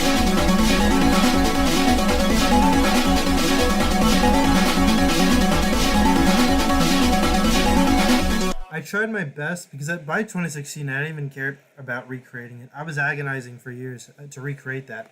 Even literally 2 albums later in the same year, I tried reworking the song. Like again, I wasn't thinking that, hey, maybe don't put it out yet. And number 2, how many people were actually listening to the stuff? Because I was expecting everyone to go to my older YouTube channel, follow the links, and then go to force shared and then download the album, which no one was doing. I wasn't even sending a lot of this stuff yet to people. But my brain didn't think, let me not put this out yet. Let me listen to it back. If there's anything else I want to add to the music, let me do that. Then the album's done. Nope. Just, once I got tired of making the album, it's done. Ship it out. Not literally. Move on to the next one. But yeah, let's introduce ourselves to some other stuff that I was frequenting in 2011 and then 2012. And so I had 9. So this is a kit. You're going to recognize this both in Solar Experiments and from the version of Deep in the Forest Part 2 right now that I've uploaded on my channel. Let's get ourselves acquainted with the 9-inch drums. It's named after an artist that I do not like, but I like the drum sound, so that's what matters. That's not it. What the heck? Oh boy. Oh no, because they don't have the distortion. So that's basically this kit except with distortion. Vox angle amp single air. Oh crap. I don't have the actual sound of the drum kit. I can make a kind of a replica of it that does not sound exactly like it, but whatever. So a lot, because this is such a newer version of Mixcraft. Like even at this point, it's been antiquated, a lot of the plugins. All of this stuff, like I need to like hide a lot of these plugins. I'm not even using them. Just some freaking distortion plugin. My gosh. Boogax, hopefully.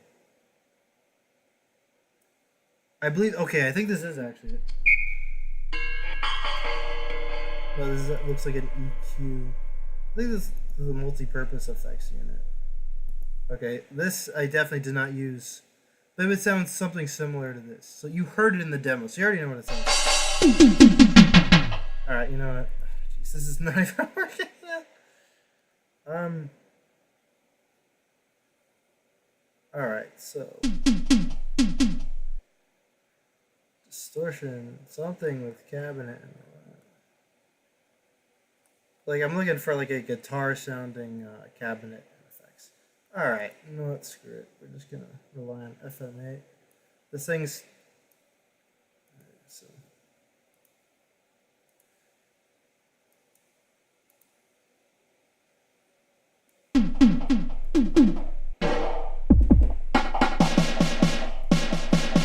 not right.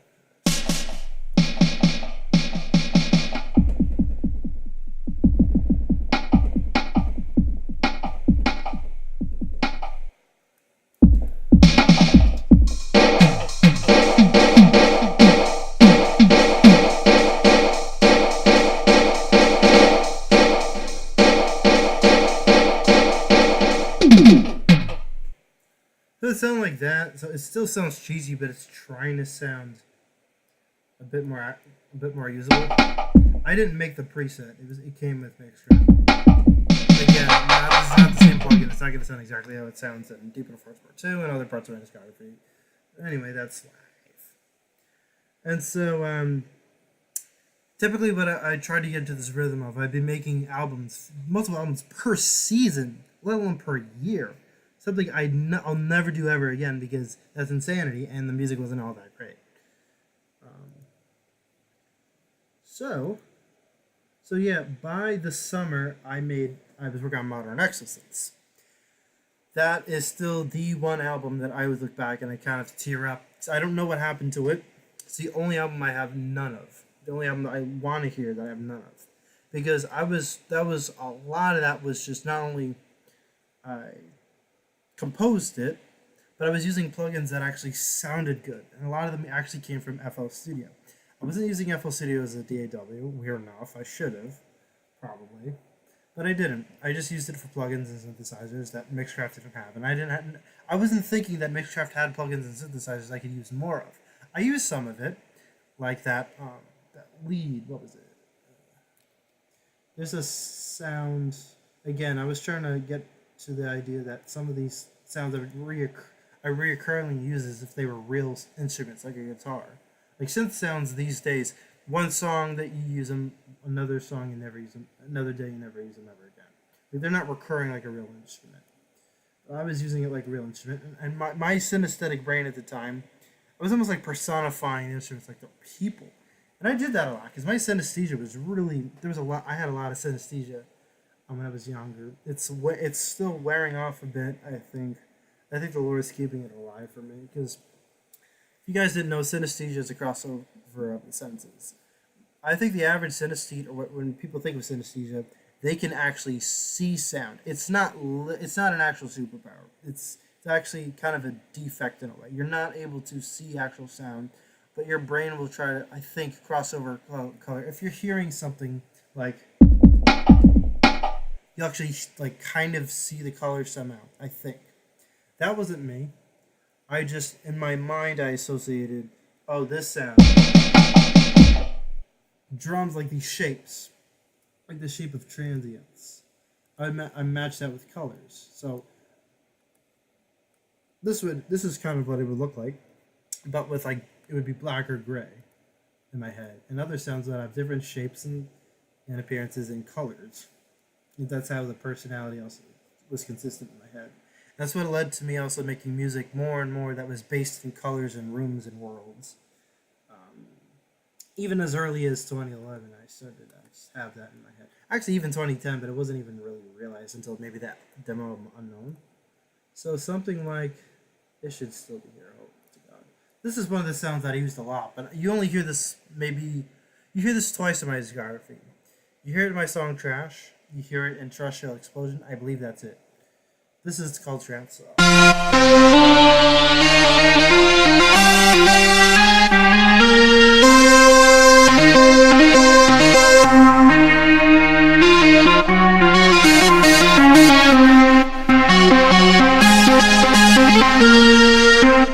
Let's switch that camera. Let's get a little fun up in this car.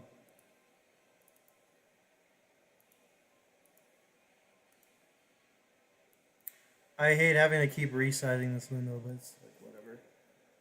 And so this is something that I was also using by the time of, I think a lot in Space Chasm and Solar Disasters. Solar Disasters and Space Chasm are pretty close to each other. I feel like Solar Disasters, the first portion of it, because we gotta get to what I mean by first portion. Let me remind you guys, Space Chasm is literally 24 songs long. Sometimes I would just make albums whatever length I wanted. This is 24 songs long. Modern Exosynth was 14 songs long, the last song being a mega mix. I treated it as a song in my mind, and I still will, because I make the rules, guys. So Modern Exosynth is 14 songs long, mega mix at the end. Oh boy. This is gonna not seem out of pocket for me. This is 52 songs long. This album is literally 52 songs long. This album, you get the point. And also, let's see the album cover. Okay, so that's not the album cover. Get out of here, Space. Fragum. I don't know. That's so funny. Oh my gosh, so funny. So switch the camera. You know what I'm gonna do is, no, I'm gonna have to keep switching it. My computer's gonna completely break. I don't like. If I put both cameras at once on screen, my computer will explode. So, this was the actual album cover for Solar Disasters. Modern Exorcisms, I have the album cover. I don't have most of the album, just a few demos from it. Fortunately, still salty over that, but I might be able to recover it. I posted that in maybe a story on my personal, I don't know, on my social medias. So what the frick is this, guys? Tell me in the chats, what are you looking at? Go.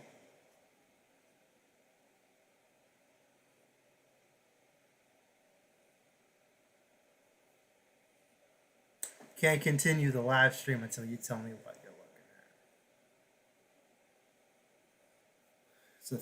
That's a threat.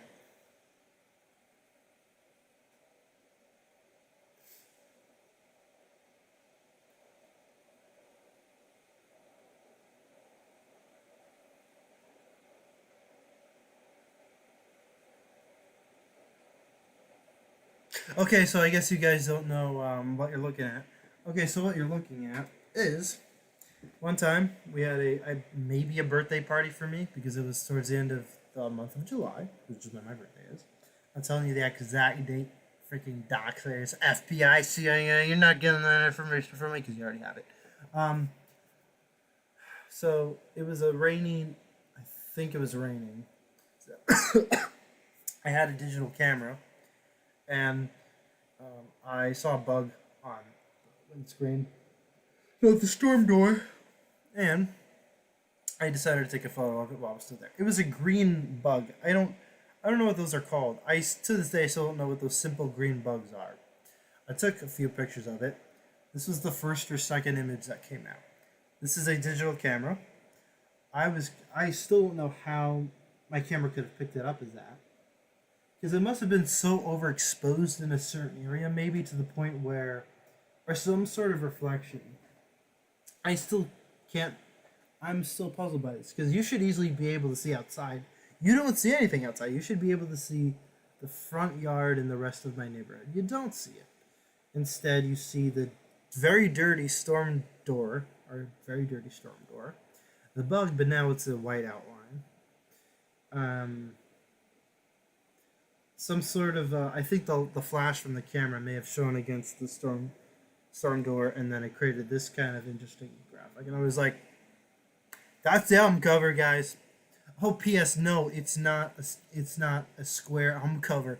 I tended to do that here and there. I would get bored of, like, I would just think, hey, let's make an unusual shape for an album cover. Nothing too crazy. I wouldn't make circular album covers or freaking hexagonal album covers or whatever. Sometimes you get weird shapes like this. This is also the same dimensions of Modern Exorcisms. So this is going to be difficult if I've ever wanted to make a hard copy of this, which I never have to, and I can't, because this album is 52 songs long, lasts for 3 hours. You know what's even crazier? K2O is only 16 songs long. It's 2 hours. Ratio-wise, K2O is a much more massive album than Solar Disasters. And then you guys know for now, Bioarmor right now is only 11 songs long. It's going to be probably around 4 hours. And my brain is crazy, I know. That's Solar Disasters. So, up to, I'd say,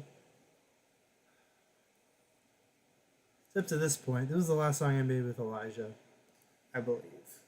So up to here, this is actually Solar Disasters, in my mind, true Solar Disasters. Because this is when the summer was still summery.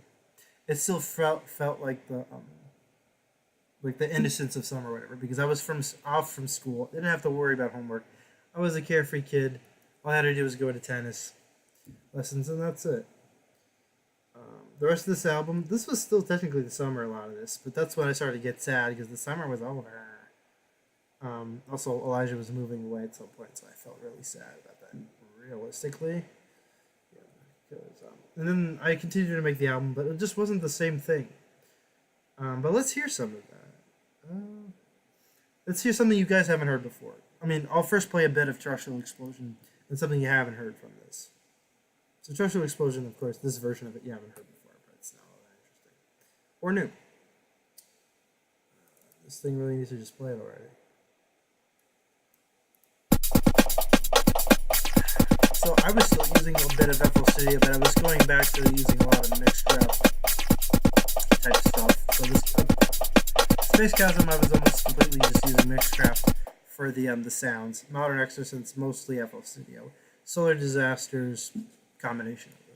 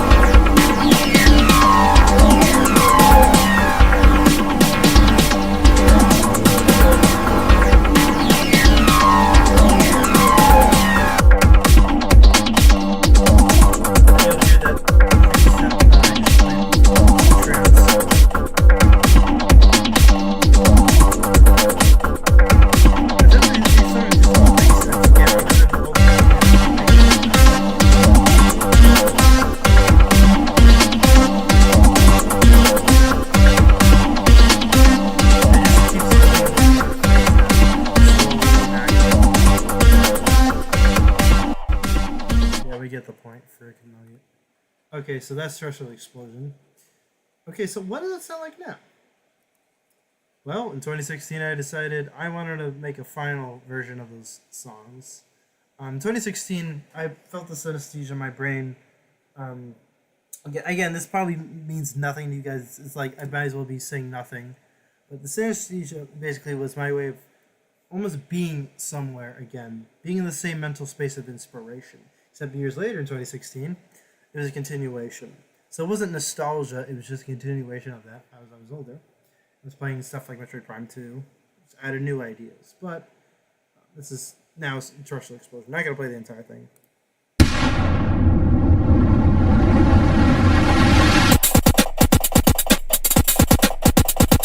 Oh, P.S. If you didn't already notice, in the demo, it might have been misspelled. I really like spelling explosion with a T. I think it spells it with an S. And also, there was no explosion in the song. I called it Terrestrial Explosion because not when people hear the word extraterrestrial, they almost always think of aliens. Extraterrestrial, I may have already said this before actually, but the outer planets outside of the asteroid belt are just called extraterrestrial. Terrestrial having to do with terrain, physical ground. The outer planets, Jupiter to Neptune, they're gas giants. They're mostly gaseous. They don't have like soil or ground like Earth or Mars, or Mercury, or even Venus. Mercury, Venus, Earth, and Mars. They're called the terrestrial planets, and so I was like, I want to make a song off that because I was obsessed with space still.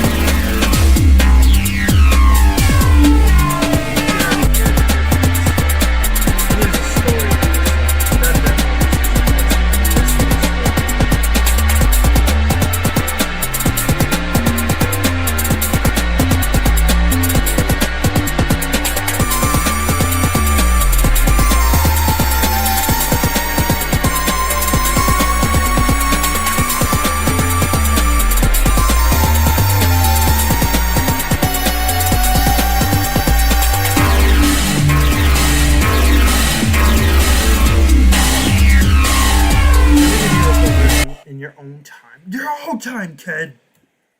So, yeah.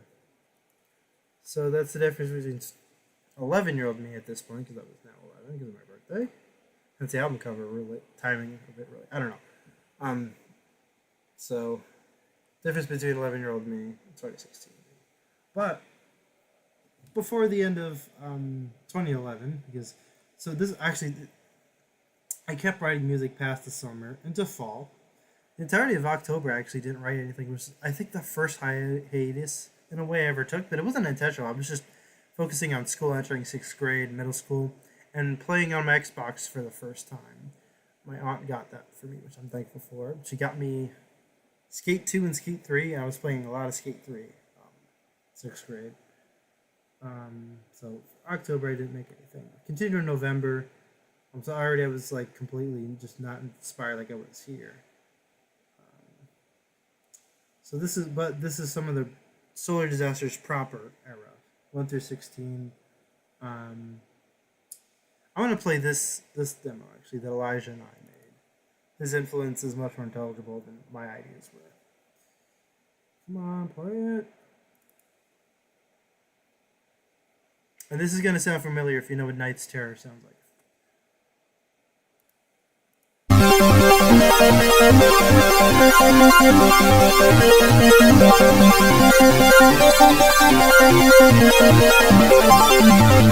Before we continue, I just want to let you guys know we're going to stop at 11. I think I'm going to try this live stream again at some point, unfortunately. But I'll be much more quicker with things, much more organized, prepared, etc. So yeah, this way you guys don't fall asleep already. But anyway, Game Dungeon. Yeah, this song is called Game Dungeon.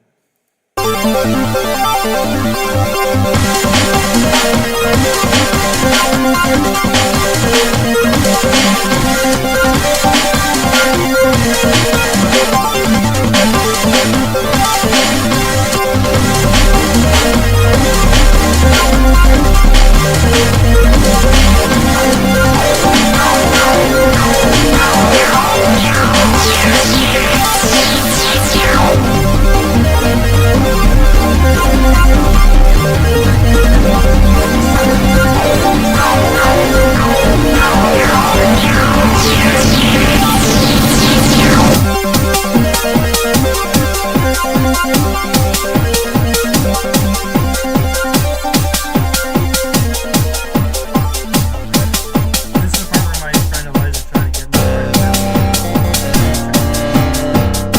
to I'll play this part over again right here. But we were trying out. It seemed like Elijah already knew what he wanted. He wrote a melody in his head and then he vocalized it to me. I think it had a bit of triplets, so instead of. So I still wasn't used to new time signatures. I was only writing in 4/4, so. So I think he wanted something like.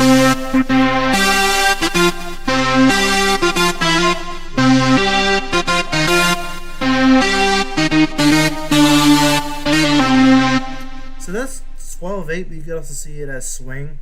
So swing, okay, without swing you have 1, 2, 3, 4. Everything is broken up equally. So you have 4 quarter notes. Break them up into equal eighth notes. So and then when you break it up even more into smaller fractions.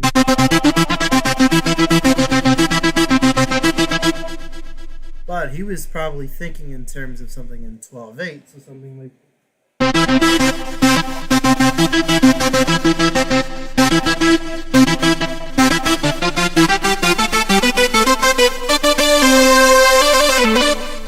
So I didn't even know how to do triplets, and some of this stuff I would make it in FL Studio, render it to a loop, then put it back in Mixcraft. I still wasn't comfortable with FL Studio as a DAW, for some reason. But you'll hear how I wasn't able to really get it down.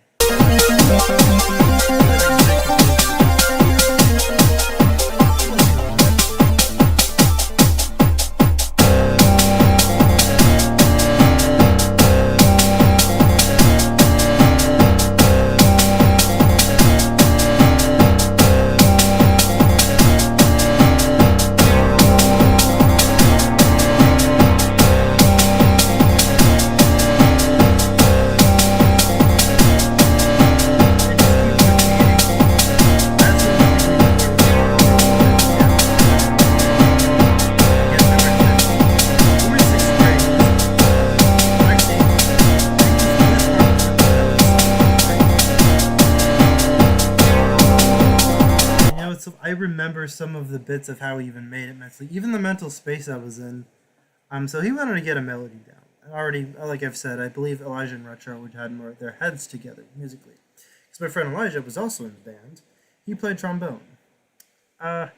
Being that I was so into making my own music and I thought it was so unique amongst my peers, when we were making the demo, mentally I was probably thinking to myself, and not like to actually insult him or anything, but just like this underlying knowledge that, okay, he's going to have the melody.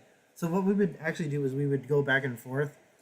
He would submit something, I would submit something, whether it was when we were only using loops or now making melodies. We would go back and forth. So I didn't really understand a really good workflow. That was the best one we had. In fact, actually, we would, especially with Matthew, most of the time, I would literally play loops over the phone, and we would put the songs together, and we both had the patience for each other to do it like that. I would like say, oh, do you want to add this? Do you like this sound? Do you like this sound? Matthew would say, or yeah, let's put that together. Or Elijah too, which I did that less. So I think we only did the phone music maybe once. I don't know. Game Dungeon in my head, I was thinking, like he was having like the straight up melody in his head. And I still wasn't very good at making melodies at this time. But I was thinking to myself, oh well, then after this, I'm gonna add my part in. And it's gonna be, I'm just cooler. I know this more. I probably wasn't thinking like I was cooler than him, but I was thinking to myself, I'm better. I'm the big brother of making the music. You're the little guy. He was the same age, and yet even so, he was probably better. You could hear that because his melody was probably in a different key. Like, I'll show it to you again. And I didn't even understand keys at the time. All I knew was, oh, this key's A, this key's G. I didn't understand scales like G minor or A Locrian or something.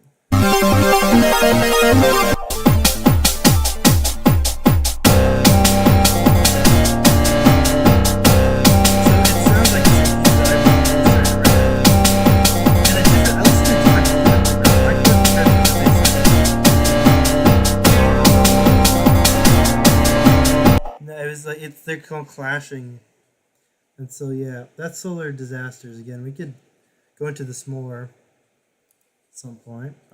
So again, we're gonna wrap this up in 20 minutes. I'm probably gonna do this at another time, much more extensively.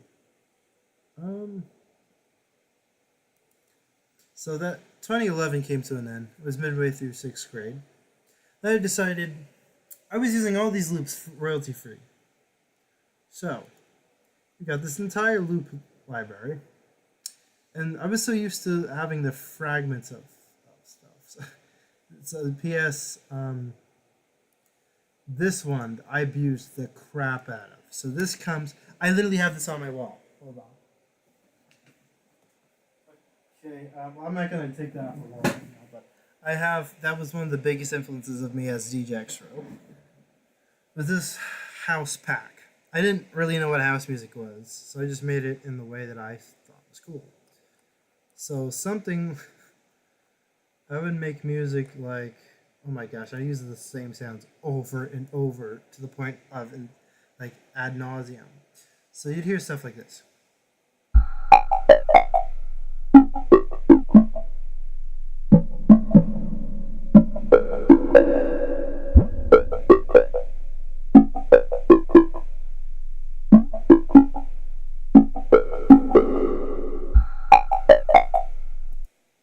So yeah, I'd be putting this kind of stuff together over and over and over. Basically, they're completely separate demos. They sounded like at times the same song except redone. It basically was. So I want to show you actually. So I put stuff together like this. I already know what kick this is. Before I can't even. Yep, I already knew what it was. I got to know these loops. I got to know these loop packs, just the fragments of them, as if they were like brothers and sisters. Like my synesthesia was that much. I'm kicking in where this sound was a boy.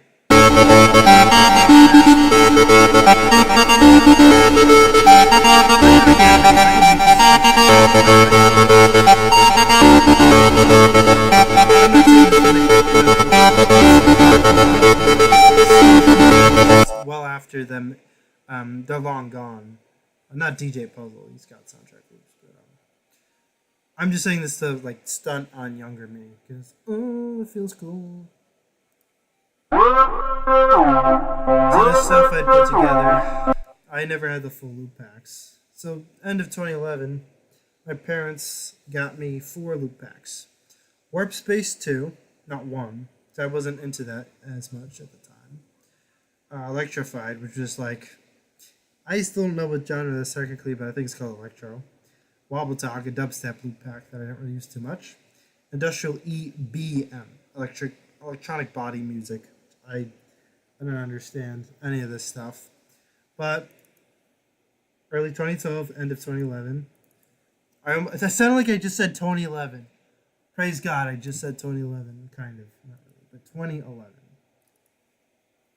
So I stepped into this world. So I was used to names like hi-hats and kick drums, because kick drum was a type of bass drum that you'd have it as part of a drum kit. You have leads as in the lead melody. Sound effects, pads as in like these, almost like orchestral. Not orchestral, but pads are just layered. It's similar to when you have multiple instruments in an orchestra playing chords. Like you'll have a lot of violins together as an ensemble. Pads are basically the synth version of that. So I was used to all that lingo, and also regular instrumentation, real life instrumentation, like clarinet, bass clarinet, violin, flute, etc. When I saw this, my mind exploded everywhere. It was like, this is so cool, and it's still cool to me because you still had regular like instrumentation names, but then they would like have entire folders as if they were new instruments. Again, this probably sounds boring to you guys, but at the time, even now, it's so interesting. I didn't know what a soundscape was at the time, but this is basically what they meant by ambient space, but it was all space themed. So I got Warp Space 2, and then that's when we move on to 2012. I was starting to make Gated Space at the end of 2011, but it was a 2012 album. So this is some of the stuff I was obsessed with hearing. Even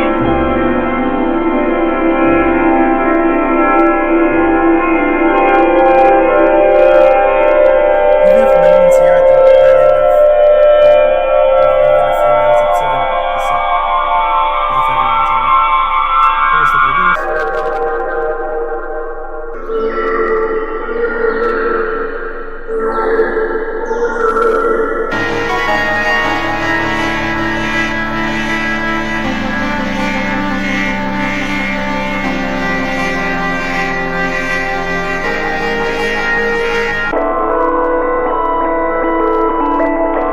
I'm gonna play this entirely. Technically, it might be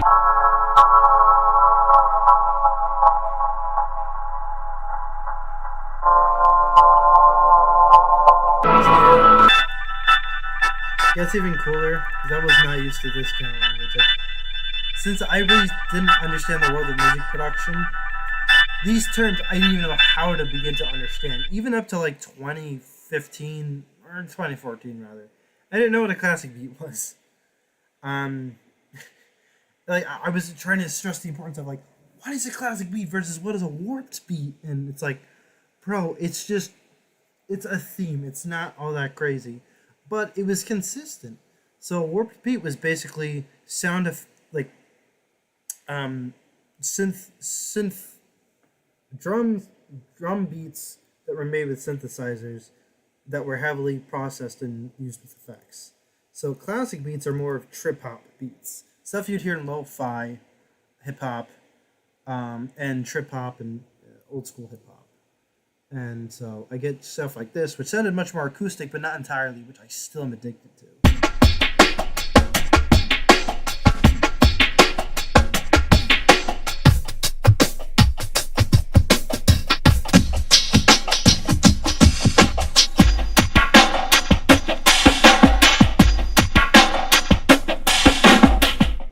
And even to this day, sometimes it takes a few listen overs to realize how 5 seconds worth of a drum loop still can be so layered. That's a much more simpler thing. That's created with the CR78 drum kit.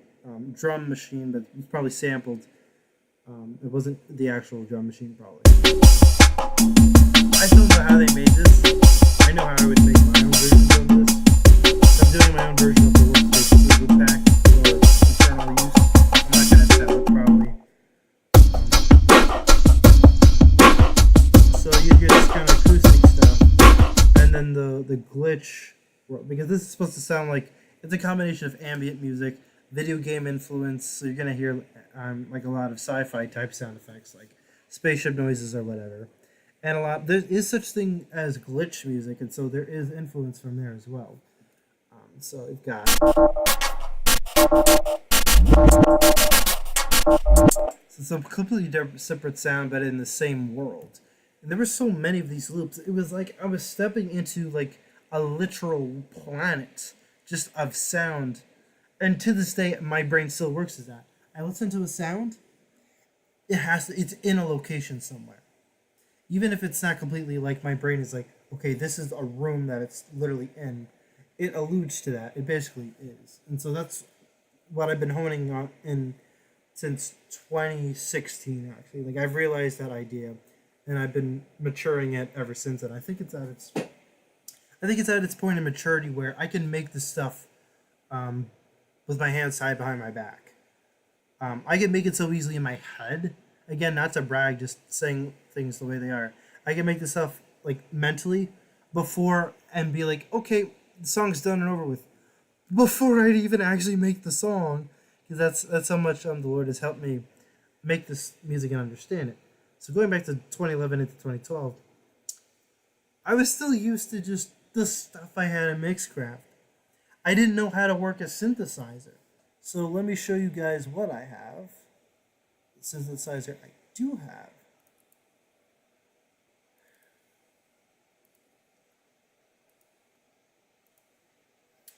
So yep. So yeah. This is right here, the synthesizer that I do have. I have another one that's in somewhere, being stored somewhere. I forgot where I put it. This is the synthesizer that I haven't been using too much, but only because I've been waiting for the right time to have the right mental space for it. Hopefully I didn't unplug it. I probably did. Yeah, I unplugged it. I had no idea how to work something like this. I didn't even really use the manual of this, but night and day between modern EXERO and little DJ EXERO, little Timmy DJ EXERO type person. Okay, so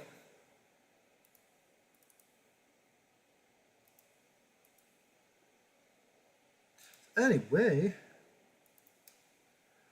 when 2012 rolled around, now we have the second. Oh, nope, that's not it. Yeah, so this is the third year as me being DJ EXERO. So gated space. So yeah, hopefully I have that.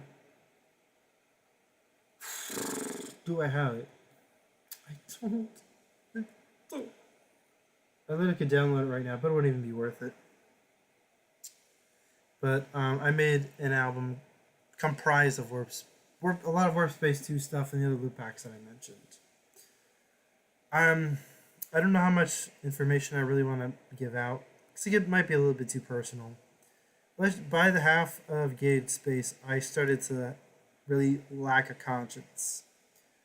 Let's just say that I started to steal as a means to make music. I had no conscience in 2012. So there's a lot more details and backstory to that. I don't believe it's appropriate to bring up my family in this, or just my personal life in general. But 2012 is not a fond year that I look back on. It's the only year that I will always perpetually look at myself and be pissed off, being that I'm a Christian and that God has forgiven all my sins. I gotta look back on myself in the same light, but I still gotta make a practice of it. So let's just say half of Gated Space and the rest of this was made somehow by me stealing, let's just say. It is my music. It was more mature than the previous 2010, 2011. I have no fondness over any of these albums whatsoever. I look back on these years with disgust. That's when I started to... That's actually, by the end of 2012, I reverted from that lifestyle. I started to actually become more moral in a way. So I was raised Catholic, and so I decided I really want to, since I realized my guilt that I was stealing to make my music. So by the end of 2012, I actually went the other way. I tried to press more and more into my faith as a Catholic at the time. I decided, hey, let me not go into the back of the church and sit down. Let me go to the front. Let me start singing. Let me start actively listening. That brings us to 2013. Again, we're going to do the live stream again. It's going to be a lot less boring. But by then, we've got this era. So, none of these eras I look 100% fondly at. 2011 is I sound like it said 2011. I love that. So, 2011 is the only one I look at with the most eagerness in a way. I didn't steal to make any of this. This was when I was most out of all these years of making music. This is when I had the most of the conscience. So this is when my music sounded the most mature as DJ EXERO. I'll let you in on a little secret. I made my first official album, The 15th Parallel, as DJ EXERO. It was not an EXERO album, and half of K2L, I was still DJ EXERO. But by the end of K2L, I was no longer DJ EXERO. That's when I became EXERO. We're about 5 minutes left until we shut down the live stream. Any questions or comments? Anything you could think of. Even if it sounds like an unimportant, maybe even dumb question, ask away. No dumb questions in my chat. Unless if you know darn well it's a dumb question.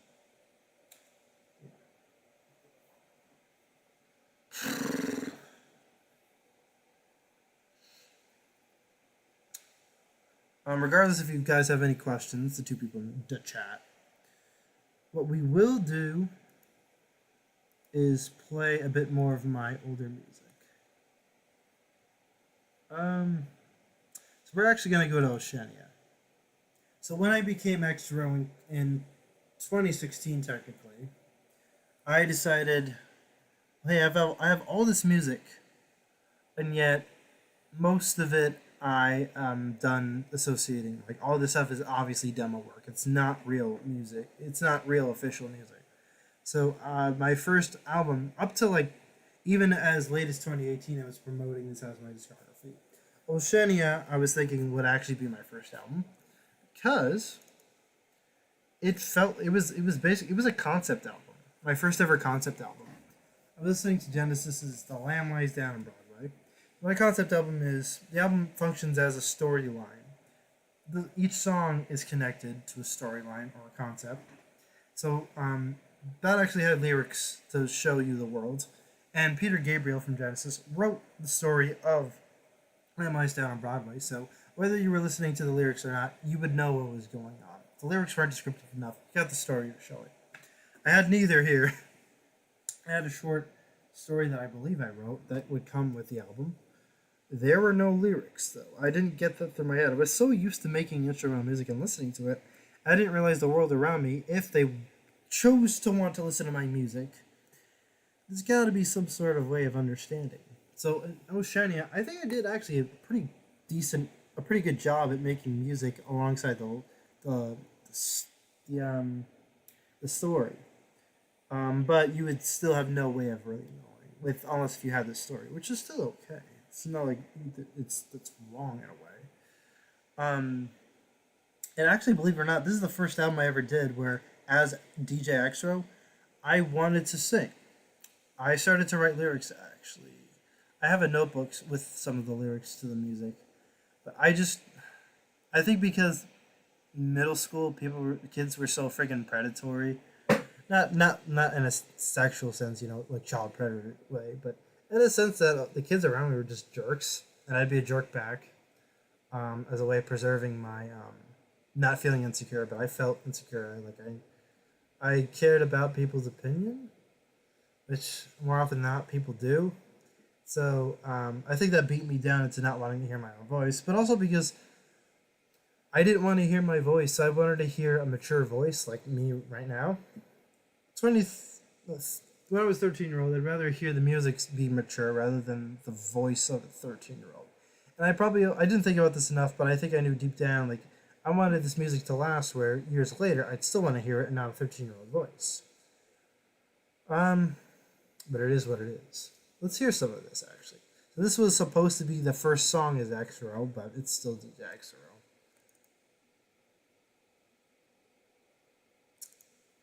I don't know why I have to keep double tapping this. So this is The Beach Lies Far Away.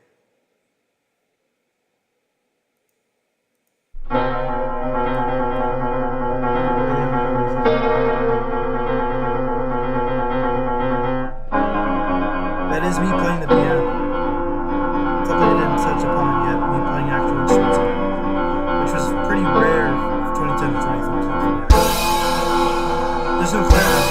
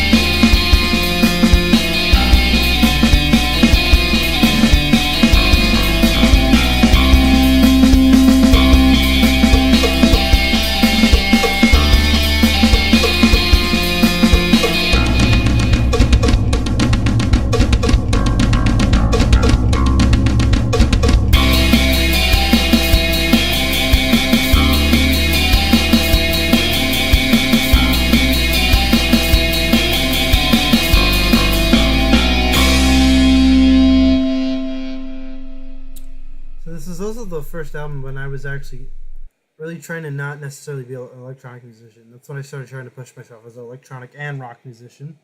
Which first half of me being first years of me promoting myself on the internet as extro, I actually put rock in there as well, because I was intent on doing that. And Air of Optimism is supposed to be a lot more rock than electronic, or at least half and half. Unlike most of my music, which is almost completely electronic. It's still a hard merge to work out. King Crimson has done a great job at merging that stuff. I just want to find my own way of doing that. So it's 11 p.m. I think we better wrap it up, or pretty much end it right now. This is not going to be the extent of my history. These are the spark notes. And I already know the way that I did this live stream, kind of boring. I know. I need to be a lot more showy. So I'm going to try and pick a better time to start doing this live stream. We're going to redo it, more details rather than less, but quicker. More history. We're going to discuss the future of my music. Last note, I actually just want to kind of breeze through the rest of my history right now. Spark notes and stuff. But then we're going to get into deeper territory, either if I do a live stream again or if I make an actual straight up video for YouTube about this. So, then I made Oceania. Devastation Technique, which was an edgy electronic album. That actually sounded pretty good. It sounded better, actually, I think. A little better than the 15th Parallel, which is my first album. So then, my first EXERO album, but at the time I was still DJ EXERO, was the 15th Parallel. So like Oceania, it told its own story, but now it was another short story that I wrote alongside it. And so when you get the hard copy of the album, you get the story. That'd be the first stuff you see in the copy. And then we have the 15th Parallel, but we're trying to breeze over that. So that was also like a journey. That's when I started getting into modes, and that was the first album I did different time signatures on. By the end of Oceania, I think I already knew that not only is there not 4/4, and not only is there 6/8 and 3/4, there's stuff like 7/4. So if I still have this open, let me try. It's still gonna let's go with the theme of the cheesy electronic drum kits.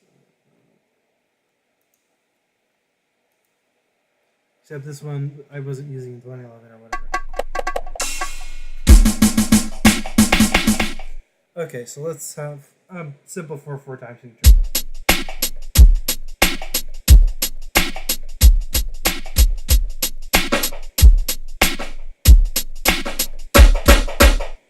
That's 4/4. 3/4 time signature that basically shouldn't exist. That's such an annoying time signature. 6/8 is much better. So 3/4 is like this.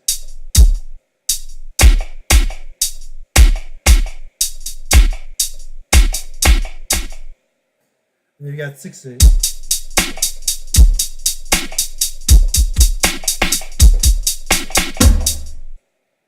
Okay, that last measure was not 6/8. I just love odd time signatures. By the 15th Parallel, I was already acquainted, because thanks to the band Genesis, of more interesting rhythmic ideas that odd time signatures give you access to. So a lot of time they call them odd time signatures because they'd be based in an odd number rather than even. So it would be asymmetrical. So 6/8, you have 3 even groups. You have 2 groups of 3. So 1, 2, 3, 2, 2, 3, 1, 2, 3, 2, 2, 3. I played that a little off, but don't let that distract you. When I learned about the world of 7/8 back in the end of like the latter half of 2013, I would hear stuff like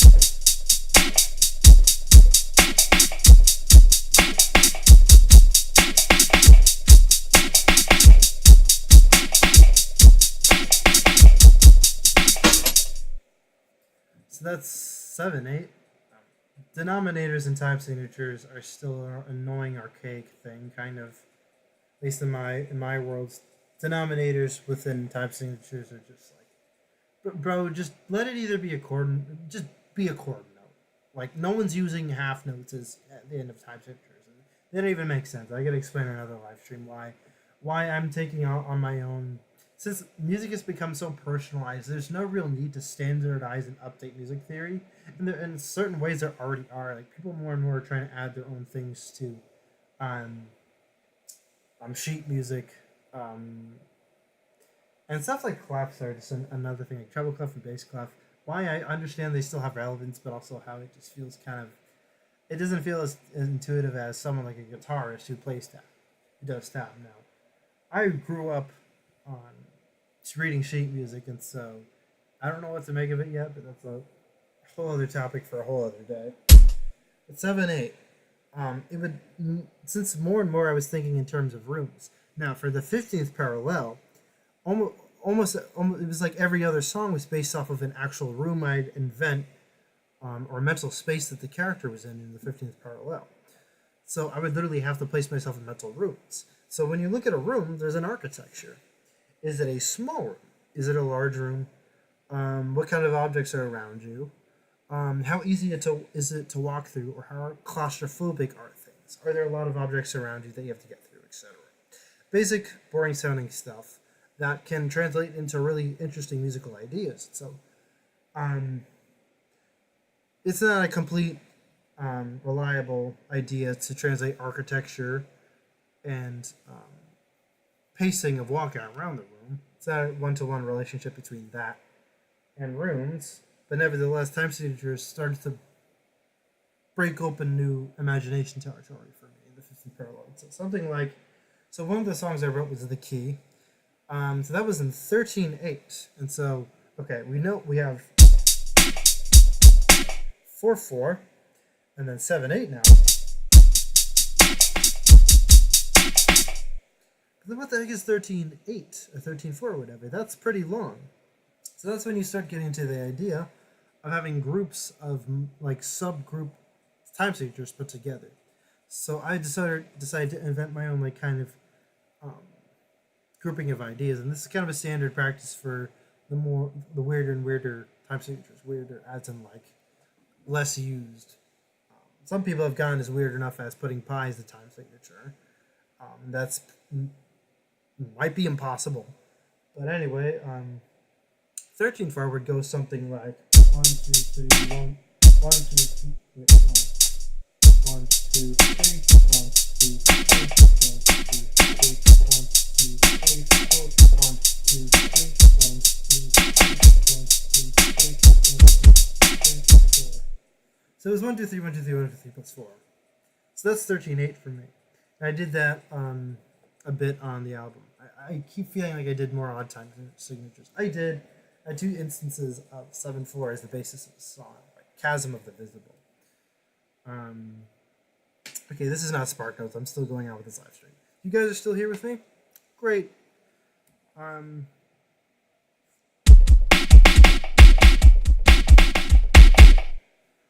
So 15th parallel came and went. I finished it within the span of 4 months. So at that point, it was taking me longer to make music. Also because I was writing more mature ideas, and I was less impulsive. I was more reflective, and the music was more mature. And so by the 15th parallel, I didn't write any official music because I was thinking of an idea of the passing show of 1879, an idea from earlier on between Oceania and Devastation Technique. I wanted to make the passing show of 1879 between them. But I waited until after the 50th parallel to do it. I waited for next summer to start it. Before I did that, I wanted to write music.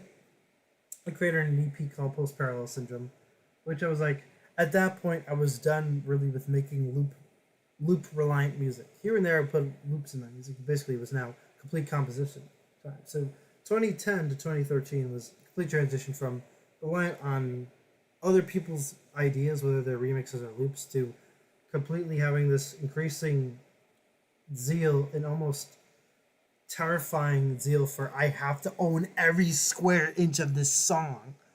I'm literally at a point where that I have to kind of mentally get over, like, hey, calm down, bro. Like, this is not good for your mental health. And sometimes, like, literally, I'll show you one of my synthesizers, software synthesizers.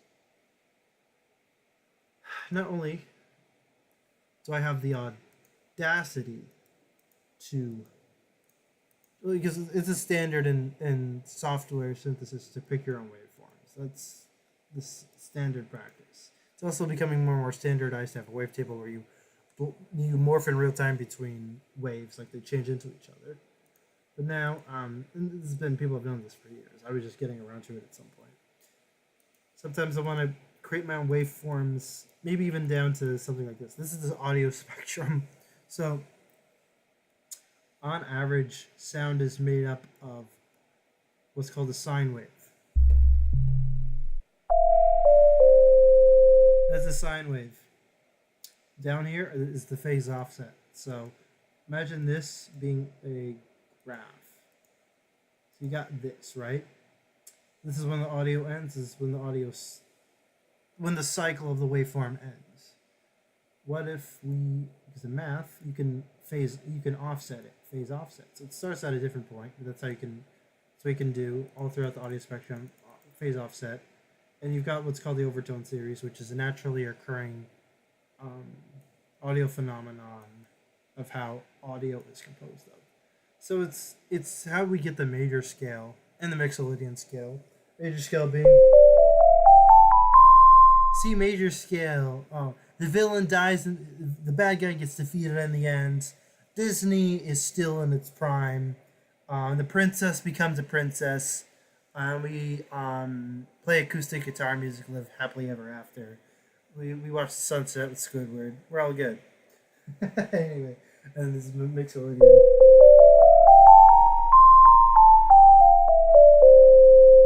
It's major, but it's not like, guys, isn't it just so nice out and happy? And, like, Disney keeps making movies that are just so wonderful. So Mixolydian is flat. Honestly, I don't know where we're going with this at this point. I think we're gonna wrap things up now tonight. Thank you guys for sticking with me through the end. I know it was only a few people, but no matter if it's 2 people, 20, whatever, Lord has blessed me with you guys. Thank you so much for joining in on this. Very last thoughts. I don't know when Ultramarine will be out. Hopefully, I will be able to push out 1 single, by the end of the month or early March. I don't think I can release the EP yet. I don't think so. I might actually be able to make it and push it forth. Whether it comes out by the end of March or whether it comes out later in the year, maybe even early next year, it's because I want to make it good. I want to make it sound good, you know? I know, very generic language, not very exciting language. Since you guys stuck to the end, you get this one last cookie. Andrew, you might have already heard this. Let's jump right in. So hold on 1 second. I don't want you guys to be able to see this. This is filled with spoilerinos. What I'm about to show you guys is something that will most likely appear on Ultramarine. Or it is on Ultramarine. It's a draft of the song Ultramarine 1. Let's drop this right in. This date is it's the last time I worked on this, so this is still a work in progress. Let's hear Ultramarine 1. You guys gotta let me know now when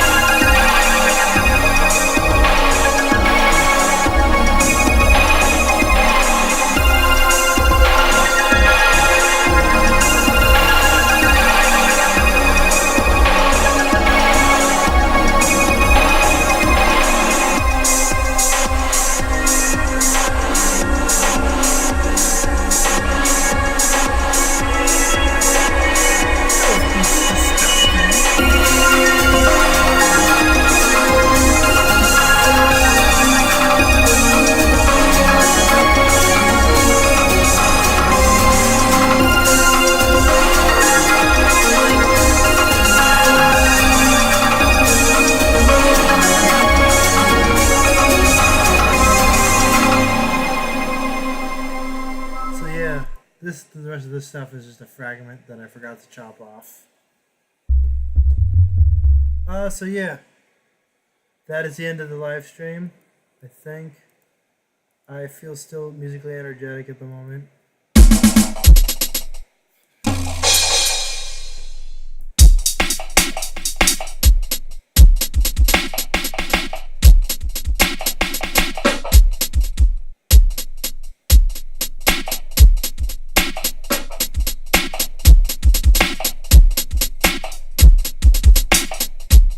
I'm sorry, I don't know what I'm doing at this point. You guys want to chill here, feel free.